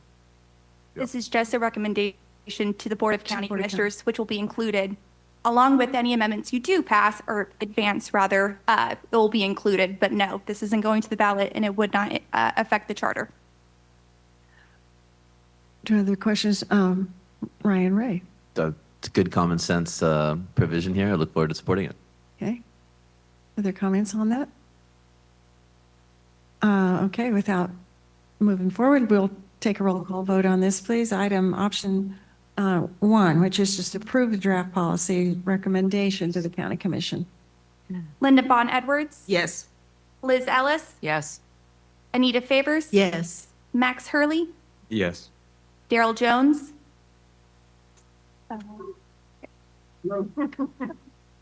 Howard Kessler? Yes. Henry Lewis? Yes. Heidi Otway? Oh, she's out of the room. Sean Pittman? There's Heidi. We have option 1 on the floor to provide this policy recommendation to the Board of County Commissioners. Yes. Yes. Perfect. Sean, did I get? Okay. Ryan Ray? Yes. Shamaro Roberson? Yes. Temple Robinson? Yes. William Smith? Yes. Bruce Strobel? Yes. Jarrett Terry? Yes. Katrina Tuggerson? Yes. Vice Chair Haynes? Yes. And Chair Lindley? Yes. The motion passes unanimously. Okay, thank you. All right, we're now for agenda item number 3, which is consideration to revise the preamble to the Leon County Charter. Nikki? All right, last time you'll hear from me, I promise. As previously requested by the committee, this item provides proposed charter amendment language, revising the preamble of the charter to reflect the esteemed humanity among residents of Leon County. Again, this draft language is provided on the screen as provided in your materials. As a reminder, a simple majority is needed to recommend a charter amendment to the Board of County Commissioners. If approved, the recommended language would be presented to the board in March, who at that time will vote whether to advance it to a public hearing later this summer. So with that, again, we're seeking the committee's direction, and I'll hand it back to the chair. Madam Chair, Yes, sir. I move option 1. Madam Chair, I second the motion. Motion's been made and seconded for option 1. Do I hear discussion on this? Okay, hearing none, we'll take a roll call vote. That's on option 1. Nikki? Linda Bond Edwards? Yes. Liz Ellis? Yes. Anita Favors? Yes. Max Hurley? Yes. Daryl Jones? Yeah. Howard Kessler? Yes. Henry Lewis? Yes. Heidi Otway? Yes. Sean Pittman? Yes. Ryan Ray? Yes. Shamaro Roberson? Yes. Temple Robinson? Yes. William Smith? Yes. Bruce Strobel, Yes. Jarrett Terry, Yes. Katrina Tuggerson, Yes. Vice Chair Haynes, Yes. and Chair Lindley. Yes, The motion passes unanimously. thank you. Right, another good one. Okay, agenda item 4 is our last item of business today. That's consideration to establish an affordable housing trust fund in the Leon County Charter. And Shinkton, I think you're handling this today. Sorry, this one won't go that fast. Yes. So good afternoon, members. As requested by the committee, this item provides a proposed amendment to the Leon County Charter with ballot language to establish an affordable housing trust fund in the charter. The item also provides an analysis of the proposal that was submitted by Member Hurley.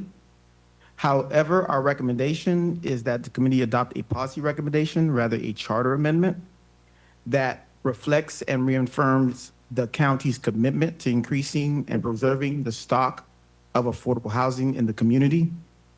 So, members, as we shared at your January 8th meeting, the County Commission has the policy, budgetary authority to address affordable housing without the need for a charter change.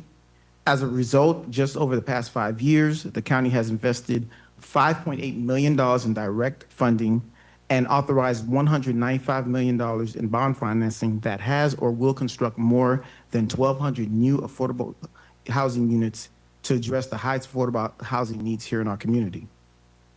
But there's more. Within the past 6 months, the board has more than doubled the county's annual funding for affordable housing to $500,000 annually, authorized $100 million in bond financing through the state that will be invested by our HFA in projects that will create more units for low-income households. Last week, approved $93,000 in gap financing to a rental development project to secure more than $35 million in state funding and private investment that will build 86 new units for low-income households. Last week, scheduled a public hearing to establish a property tax exemption for rental development projects that dedicate units to low-income households that are not eligible for state programs.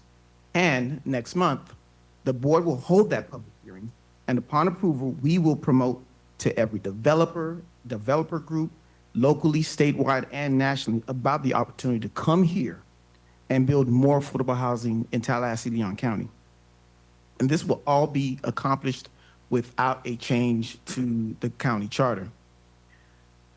As we share in the item and in the previous item, most county charters do not include language regarding affordable housing because county charters generally address the governing authority, structure, and power of county government.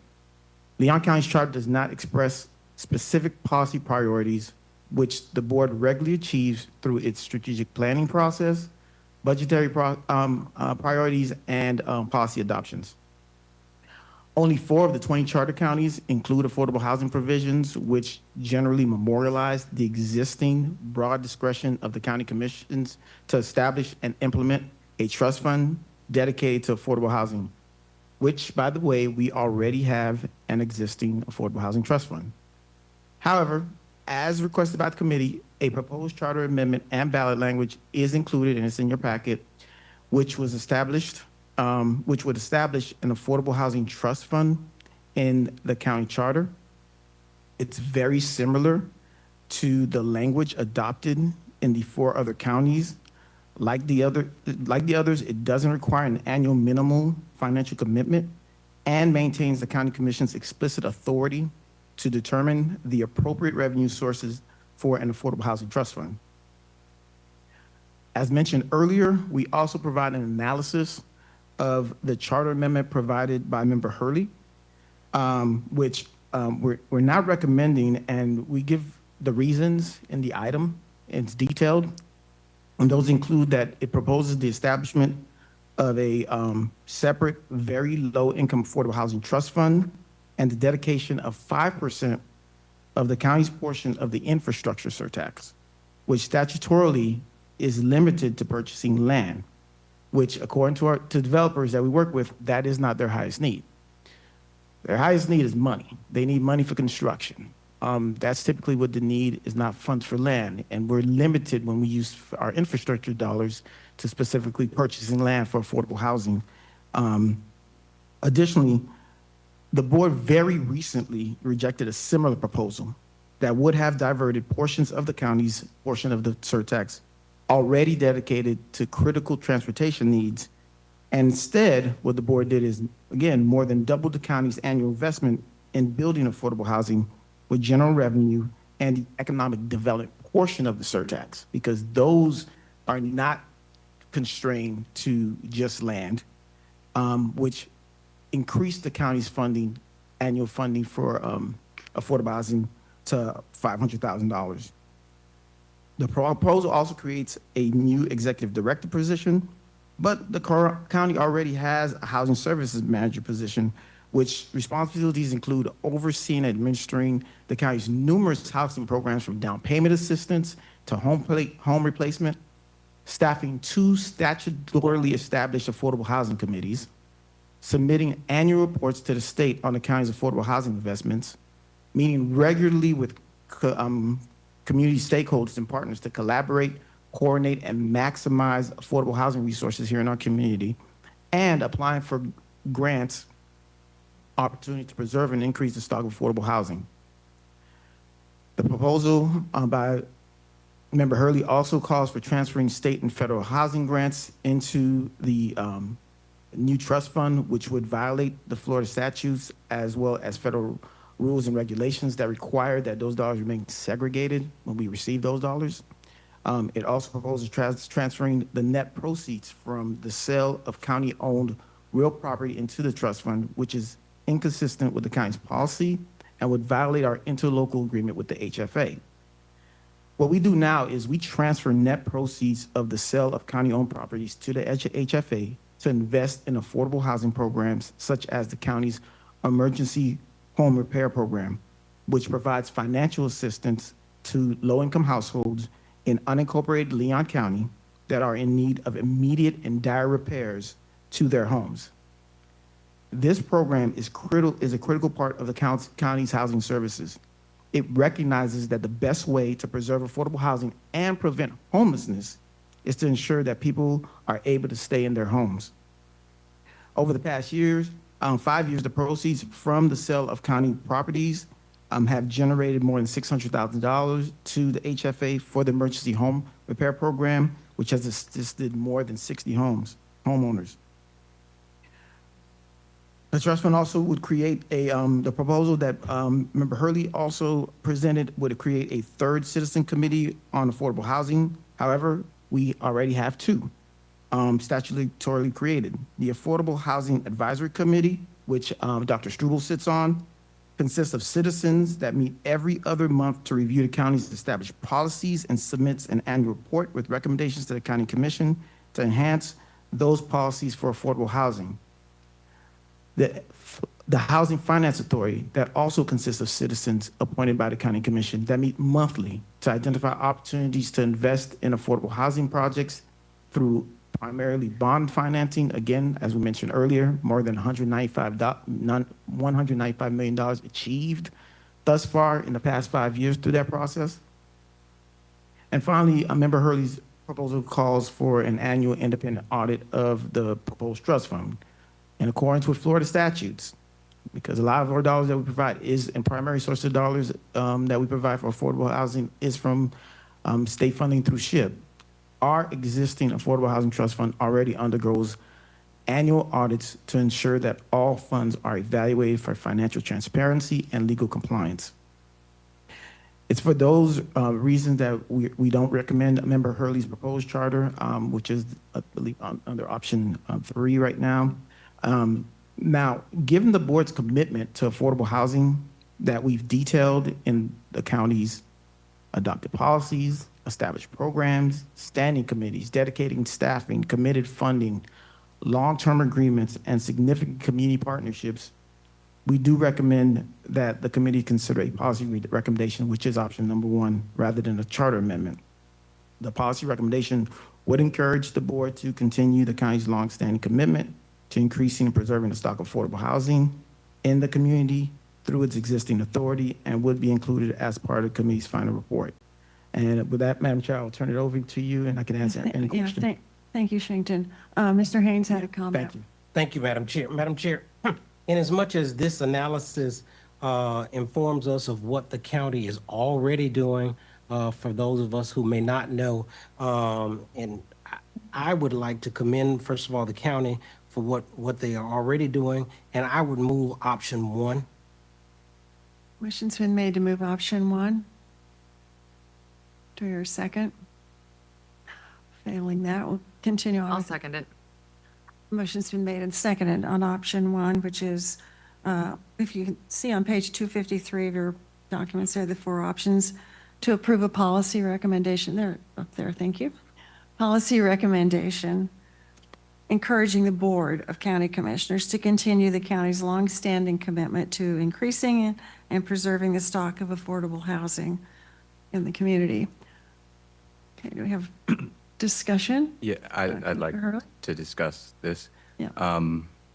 So let's do this, y'all. If you go through this packet, I'd like to look at this, which is page 266 of 272. And so I just tear it out of the book, just tear it completely out. And then also tear out page 254. And so I think the way that we should be thinking about this is that any housing ballot would have 2 lists. The first list is revenue sources, and the second list is potential expenditures. And so really what we have on this agenda item is 2 separate proposals of 2 separate lists, different revenue sources and different expenditures. There's a staff proposed charter amendment, and then there's some of the community language that we've been working on over the past 4 months. And so I would like to have an intelligent and smart and thoughtful conversation about the revenue sources and the expenditure types. I know that most people might not want to talk about construction. Most people might not want to talk about growth and housing in our community. But I hope that there are some people at this table who do.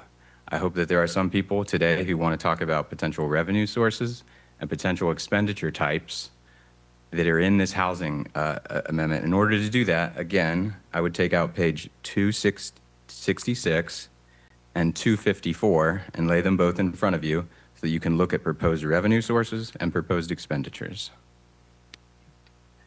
Thank you, Mr. Hurley. Mr. Struble. Thank you, Madam Chair. Considering the presentation we just had from the staff, again, I want to follow what Mr. Haynes said and commend you all on the work that you're doing. I still hold the position that we are facing an affordable housing crisis in our county, in our country. And when you talk to our citizens and you hear about what's going on, people are being displaced, people are losing their homes, and we have a growing homeless population as well.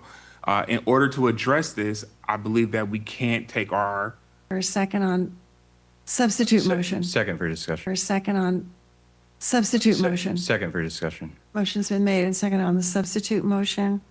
So Motion two. if I can, in discussion about this, again, that's why I said to just tear out these 2 pages so we can look at them at the same time.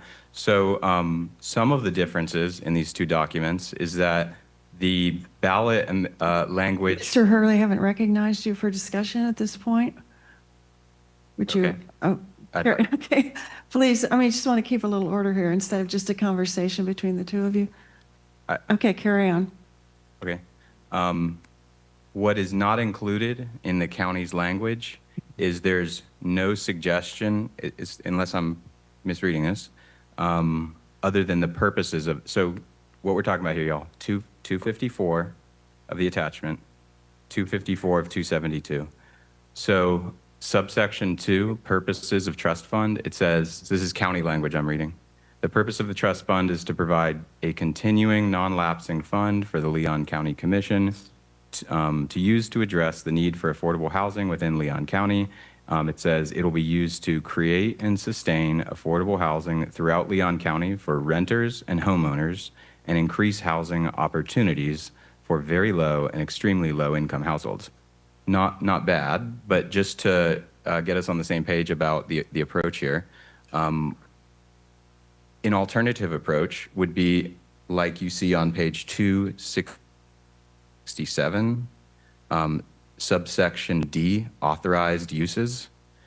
So on page 267, it says acquisition of land or existing housing units, construction, preservation, or rehabilitation of affordable housing, gap financing for multifamily housing, down payment assistance, community land trust or land banking activities, emergency repairs, et cetera.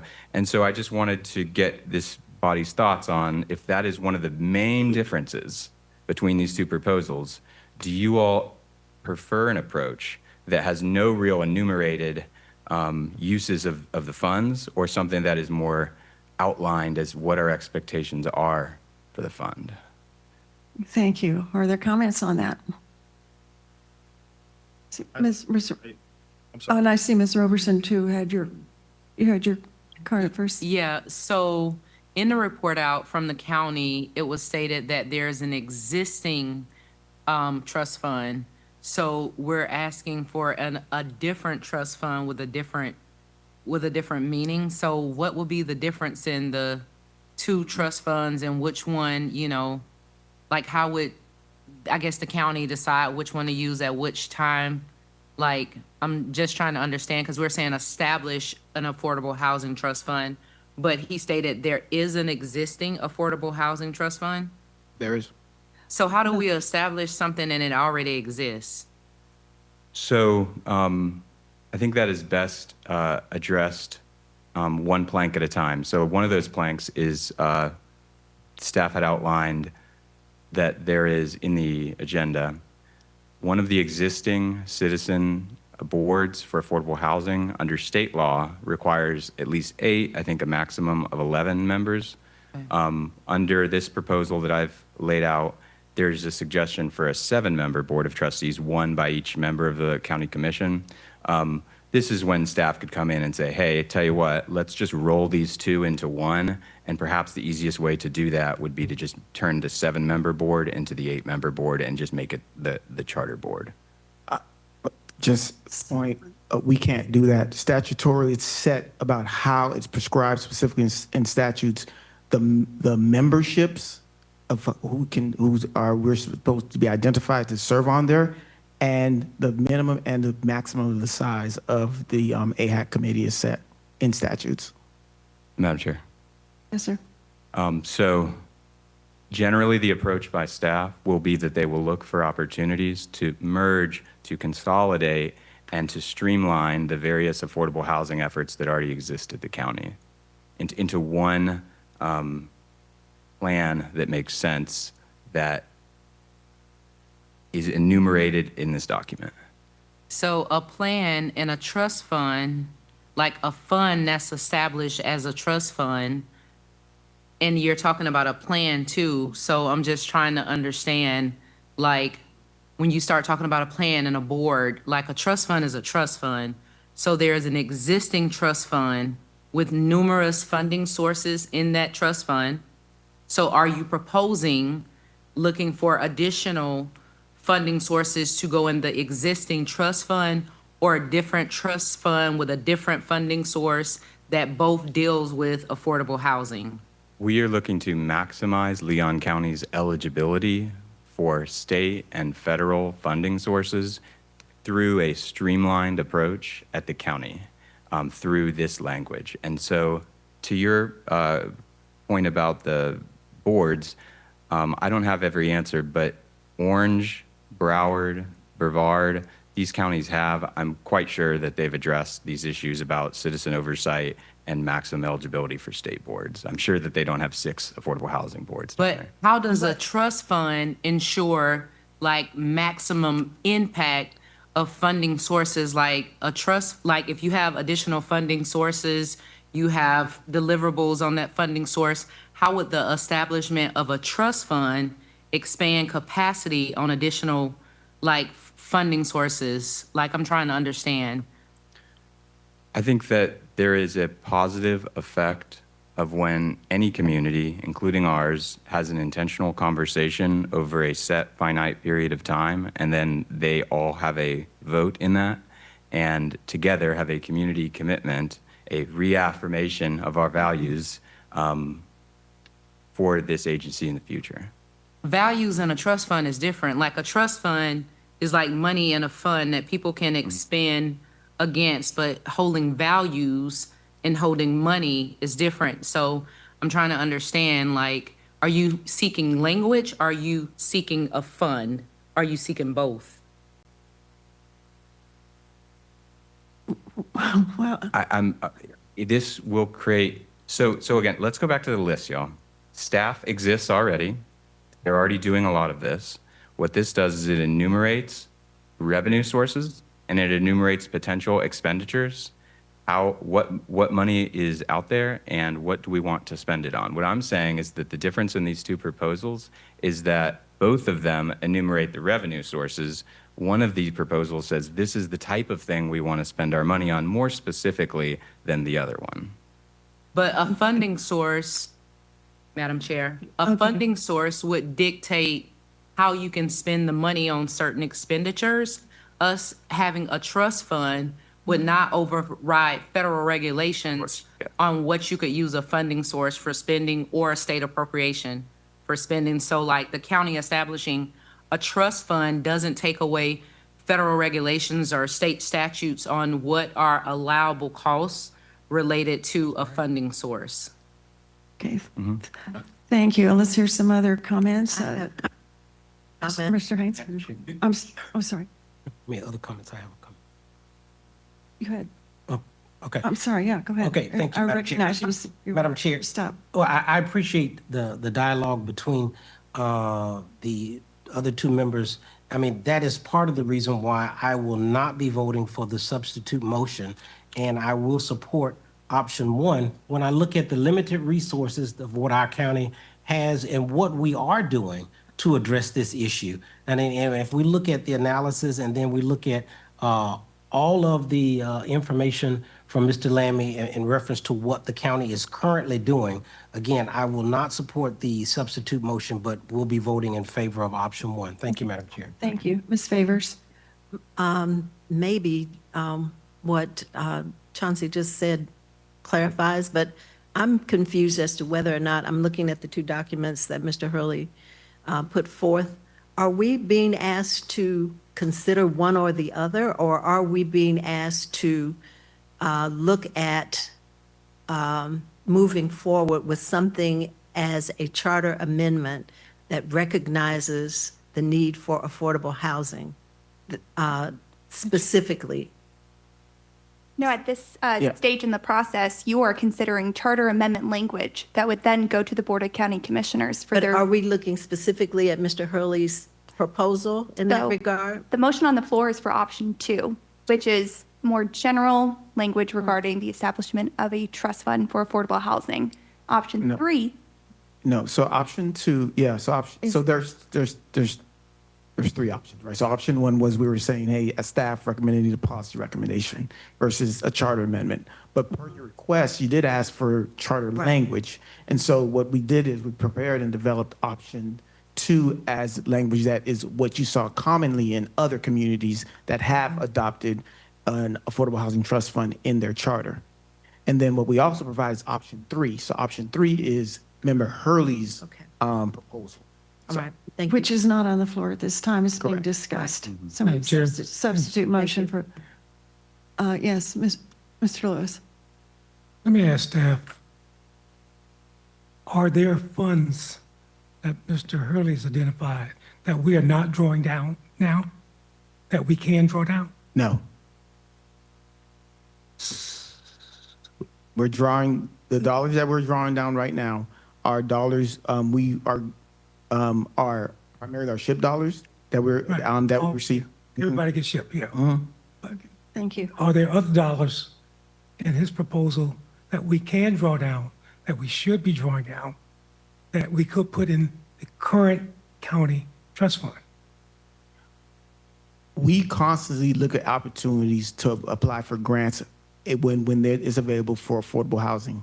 what we typically also do is when there is an opportunity to go get some additional dollars through the HFA of bond dollars, we drew down $100 million of bond dollars that's available now to the HFA.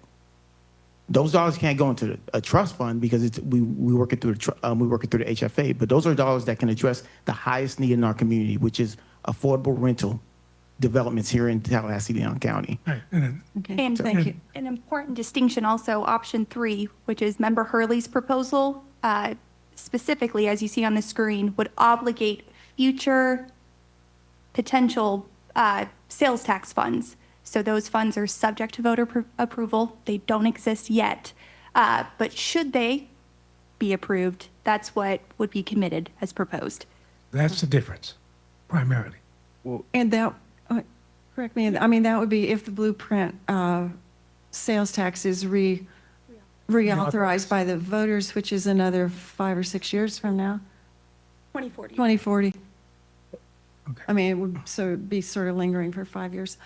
Mr. Strobel? Yeah. And with all the questions on the floor, I think this is why I believe the staff did a great job with the option 2 with the language they provided, because it leaves it in the purview of the county commission to decide the bells and whistles and the details of it. We just set the structure and allow them to move forward with that. So we don't have to get into where exactly those funds are coming from or future funds that we imagine may come into place. And that's why I made the substitute motion. I liked the idea behind option 3, but I don't think we have the time or the ability in this board to kind of iron that out. That seems to get into commission duty. So I would prefer us move with option 2, where it's strong, it's not as weak as a recommendation. It does create the framework that the county could work in. So that's why that substitute motion is there. Yeah. So it becomes part of the charter, Correct. not just a policy recommendation to the board. But we already have a trust fund. Yeah. Correct, but it We would be do, in the yeah, do. but Not in the charter. they're memorialized Not in the in the charter is what you said. Yeah. It would, And it would- again, it what would does give it a that- permanence. it gives it permanence that it would Yeah. Correct. never go away? I'm just trying to It understand. would require a charter amendment to remove it, correct? Yeah. Yeah, which would be, But how long have we had the one we got? Since 1992.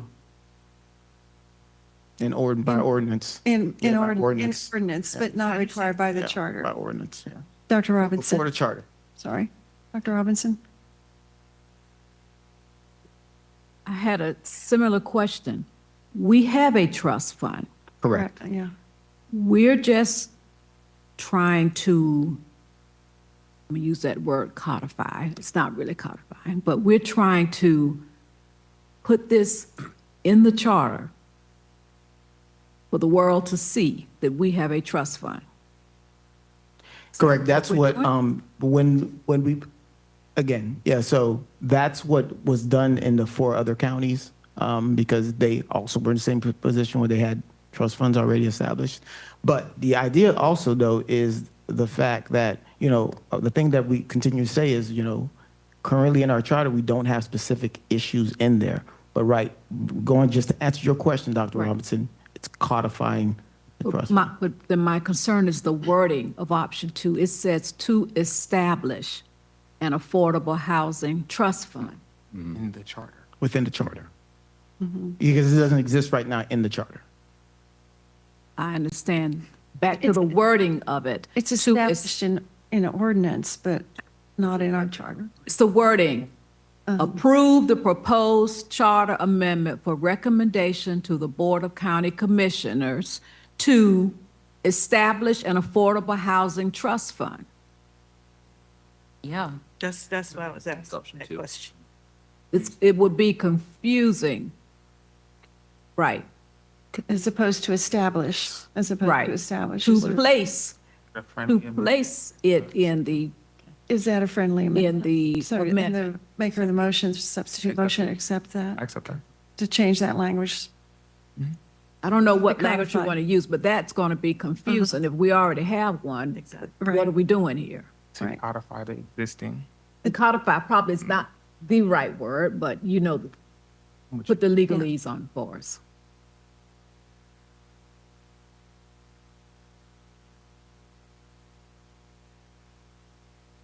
I think either, Madam Chair. Yeah, sure. Either one seems fine, but what I would also recommend, because there may be a new program or requirements for programs might change or things like that. So what's currently in the code, and that's in part the beauty of having it in the code and not in a charter, is because it provides that flexibility to, you can modify it much more easily than you can with a charter amendment. You got to wait, right?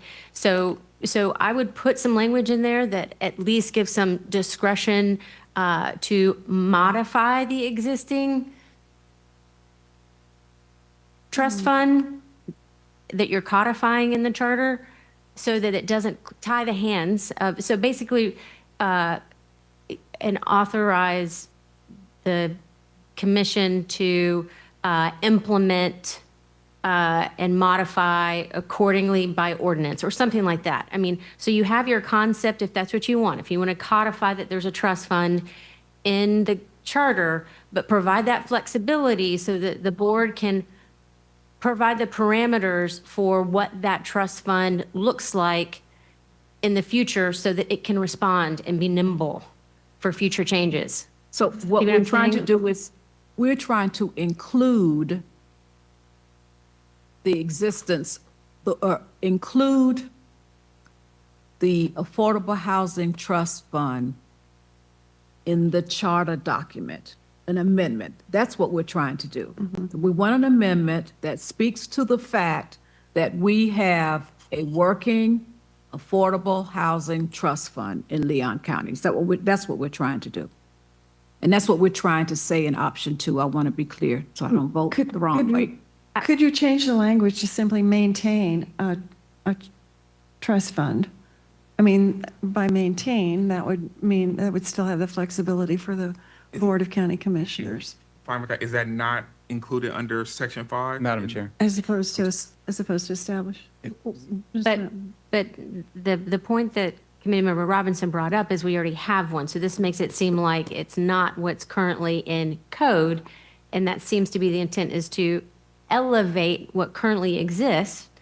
But again, what I want to make sure we avoid is that you're not freezing in place forever what currently exists in code, that there needs to be flexibility in the future to modify the trust fund to be nimble going forward. Not that anyone could do anything to do away with it, but that it can change as needed, it can adapt. Madam Chair, can I make a friendly amendment to make sure we have that language, so if something changes with funding sources. And you have the a language commission- proposal? Yes, a language amendment, whatever legally it needs to be, so that if something changes, we can still operate in that trust fund and it doesn't freeze the language right now in case we need to change it based on funding source. So that's what's reflected in option 2. It's broad enough, the actual language is general enough. However, the charter amendment itself would just memorialize required to have said trust fund perpetually. Okay. Madam Chair. Mr. Hurley. So I really appreciate you raising the issue because look, y'all, this at its best can be a pedantic process, and I appreciate you all being willing to endure this. The way that Orange County addressed the same, why is it on the ballot if it already sort of exists, was I believe they used the words creative permanent. That was the word that they used. And I would just point to the other counties because I believe 3 of the 4 of them had the same kind of language in question. As far as the issue about maintaining flexibility of staff for when revenue sources or expenditure types, these 2 lists could potentially change over time, I would point you to page 254, which again, this is the page that has option 254. If you look at subsection 3E, so this is their revenue sources list, it says other sources as established by ordinance. So they do enumerate A, B, C, D for revenue sources, and then they have in there E, other sources established by ordinance. They also have subsection 6, which is their implementation by ordinance. And so this gives more than enough flexibility for staff moving forward in the future because it was written by staff, so. Mr. Pittman, do you have a question? We talked about it. Thank you. Okay. Ms. Everett? I just have one question for Mr. Lammy. I believe in your comments, you talked about an existing citizen board that addresses affordable housing issues. If there is not a charter amendment, does that board have the authority to recommend to the county those enumerations that Mr. Hurley lays out on page 267? By statutes, they can make recommendations to the board that relates to affordable housing. And they meet, I mean, they just met on Monday, and they're actually looking to make some additional recommendations when it comes to even ordinances, when it comes to allowing churches to build affordable housing on their properties and bringing that before the board as an ordinance. And so they are constantly looking and meeting to talk about recommendations. And we bring those to the board for their consideration. So if the charter amendment is passed, does that, would that still be allowed to happen? Could that board of trustees do the same thing? That's in the proposal, that's in Mr. Hurley's proposal. Well, it would be a different board. It would be a third board. Okay, so I guess kind of gets back to, are we talking about one fund, two funds, one board, another committee, or another advisory board? Would the existing advisory board go away or be rolled into the board of trustees under Mr. Hurley's proposal? No. Okay. So, Which, okay, Yeah. so we would have one trust fund. Under Okay. option 3. So we're talking about option 3, right? Because option 2 doesn't call for creation of a board. Okay, no, Member Hurley's does. okay. Yeah. So our motion now is just, option number 2. is option number 2. I understand, I mean, the county commission could take up some of the ideas that Mr. Hurley's proposed and deal with it to some extent. I mean, that's always an option. But for us, on the table now is option 2 with the friendly amendment that instead of establish, I think that Mr. Pittman suggested your language was codify as opposed to establish. Okay, thank you. Yeah. Right. Okay. Are there other comments, Mr. Smith? Does on option 2, it just says that we have to establish a trust fund, doesn't say we have to fund it. And if we do have to fund it, how is it funded? So that would ultimately be up to the Board of County Commissioners on an annual basis, which is a But common they wouldn't have approach. to fund it annually if they don't want to. If, in an instance, for example, if funding revenue sources are eliminated Right. or just not available, but that's up to their discretion. And that is common across all of the existing trust funds of other charter counties. And this trust fund has been in place since 1992? So it could change, yeah. Mr. Haynes? Yes, thank you, Madam Chair. Madam Chair, when I mentioned earlier about what our Board of County Commissioners is doing, I mean, you know, I think most of us have heard that one of the buzzwords now during this season is affordability. So I don't believe there's any county commissioner is not aware and that's not top on their list in reference to affordability. And I know we, you know, perhaps change commissioners from time to time, but I believe that everyone believes in addressing affordability. And like I said, that takes me back to, you know, what the county commission is currently doing. And so from the discussion I hear going around the room, Madam Chair, and the confusion, I will go back to, you know, there's always option 1. Thank you, Madam Chair. Okay, thank you. Ms. Edwards? No? I wanted to speak to the thinking behind whether or not any of these proposals may include a board of trustees or a citizens board. And I would like us to all just put aside the question about whether or not, how to make this as least duplicative as possible. Many of us are familiar with the workflow of the Community Redevelopment Agency at the city. And at the CRA, what we have is the CAC will be the first people who review any proposal. and then it'll go to the CRA. It's non-binding, but it always helps proposals when they're supported by the Citizens Advisory Committee.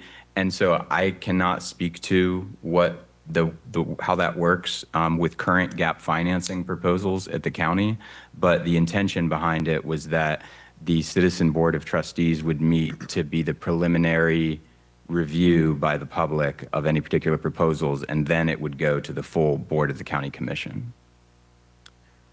I can speak to that a little bit. So, like I mentioned before, so last year the board created an affordable housing gap financing program. All proposals go before the HFA.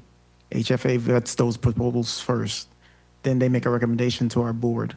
Again, the HFA, 7 members, kind of similar to what you're proposing, that are statutorily and created by ordinance also. 7 members, each commissioner has 1 person that they appoint to that. And when a developer comes to us and say, hey, we're looking for money, we're like, hey, apply through the HFA. And so through the HFA, they vet the applications, they review it for fiscal as well as operational feasibility, and then they make a recommendation, and those recommendations can come before the board. That's what happened last week also. Okay, thank you. There's no further discussion. The substitute motion on the table is for option 2, which has been modified by a friendly amendment to approve a charter amendment recommendation to the county commissions to codify Affordable Housing Trust Fund in the charter. If there's no further discussion, I'll take a roll call vote on that. Chair, what was, didn't you have a friend, something also to that? It was to codify. No, not Dr. Robinson. Madam Secretary, what was your? I was just asking that if we voted on option 2, that there would be the ability for the commission to make sure that they could change, as needed with different funding sources with the trust fund, so that this version of the trust fund language that's in the current ordinance doesn't get locked in. Yeah, option 2 does that. It does. Yeah, it does. so I was good. Okay, Yeah, I'm sorry. I think that- I just wanted to make sure. I know she. Change the language. I think that was in embracing that. Okay, we'll have a roll call vote then on the substitute motion. Linda Von Option Edward, 2. No. Liz Ellis, No. Anita Favors. Yes. Max Hurley, Yes. Daryl Jones, No. Howard Kessler, No. Henry Lewis, Yes. Heidi Otway, Yes. Sean Pittman, Yes. Ryan Ray, Yes. Tamara Roberson, Yes. Temple Robinson, Yes. William Smith, No. Bruce Strobel, Yes. Jarrett Terry, Yes. Katrina Tuggerson, Yes. Vice Chair Haynes, No. and Chair Lindley. Yes. Motion passes 12-6. All right. Motion passes 12-6. Thank you very much. Motion for hot coffee. Look at the business. Thank you for your good work. We'll be meeting again on the 19th and again through 2:30 if necessary for that meeting. Thank you all. Meeting's adjourned. Great meeting, Madam Chair. I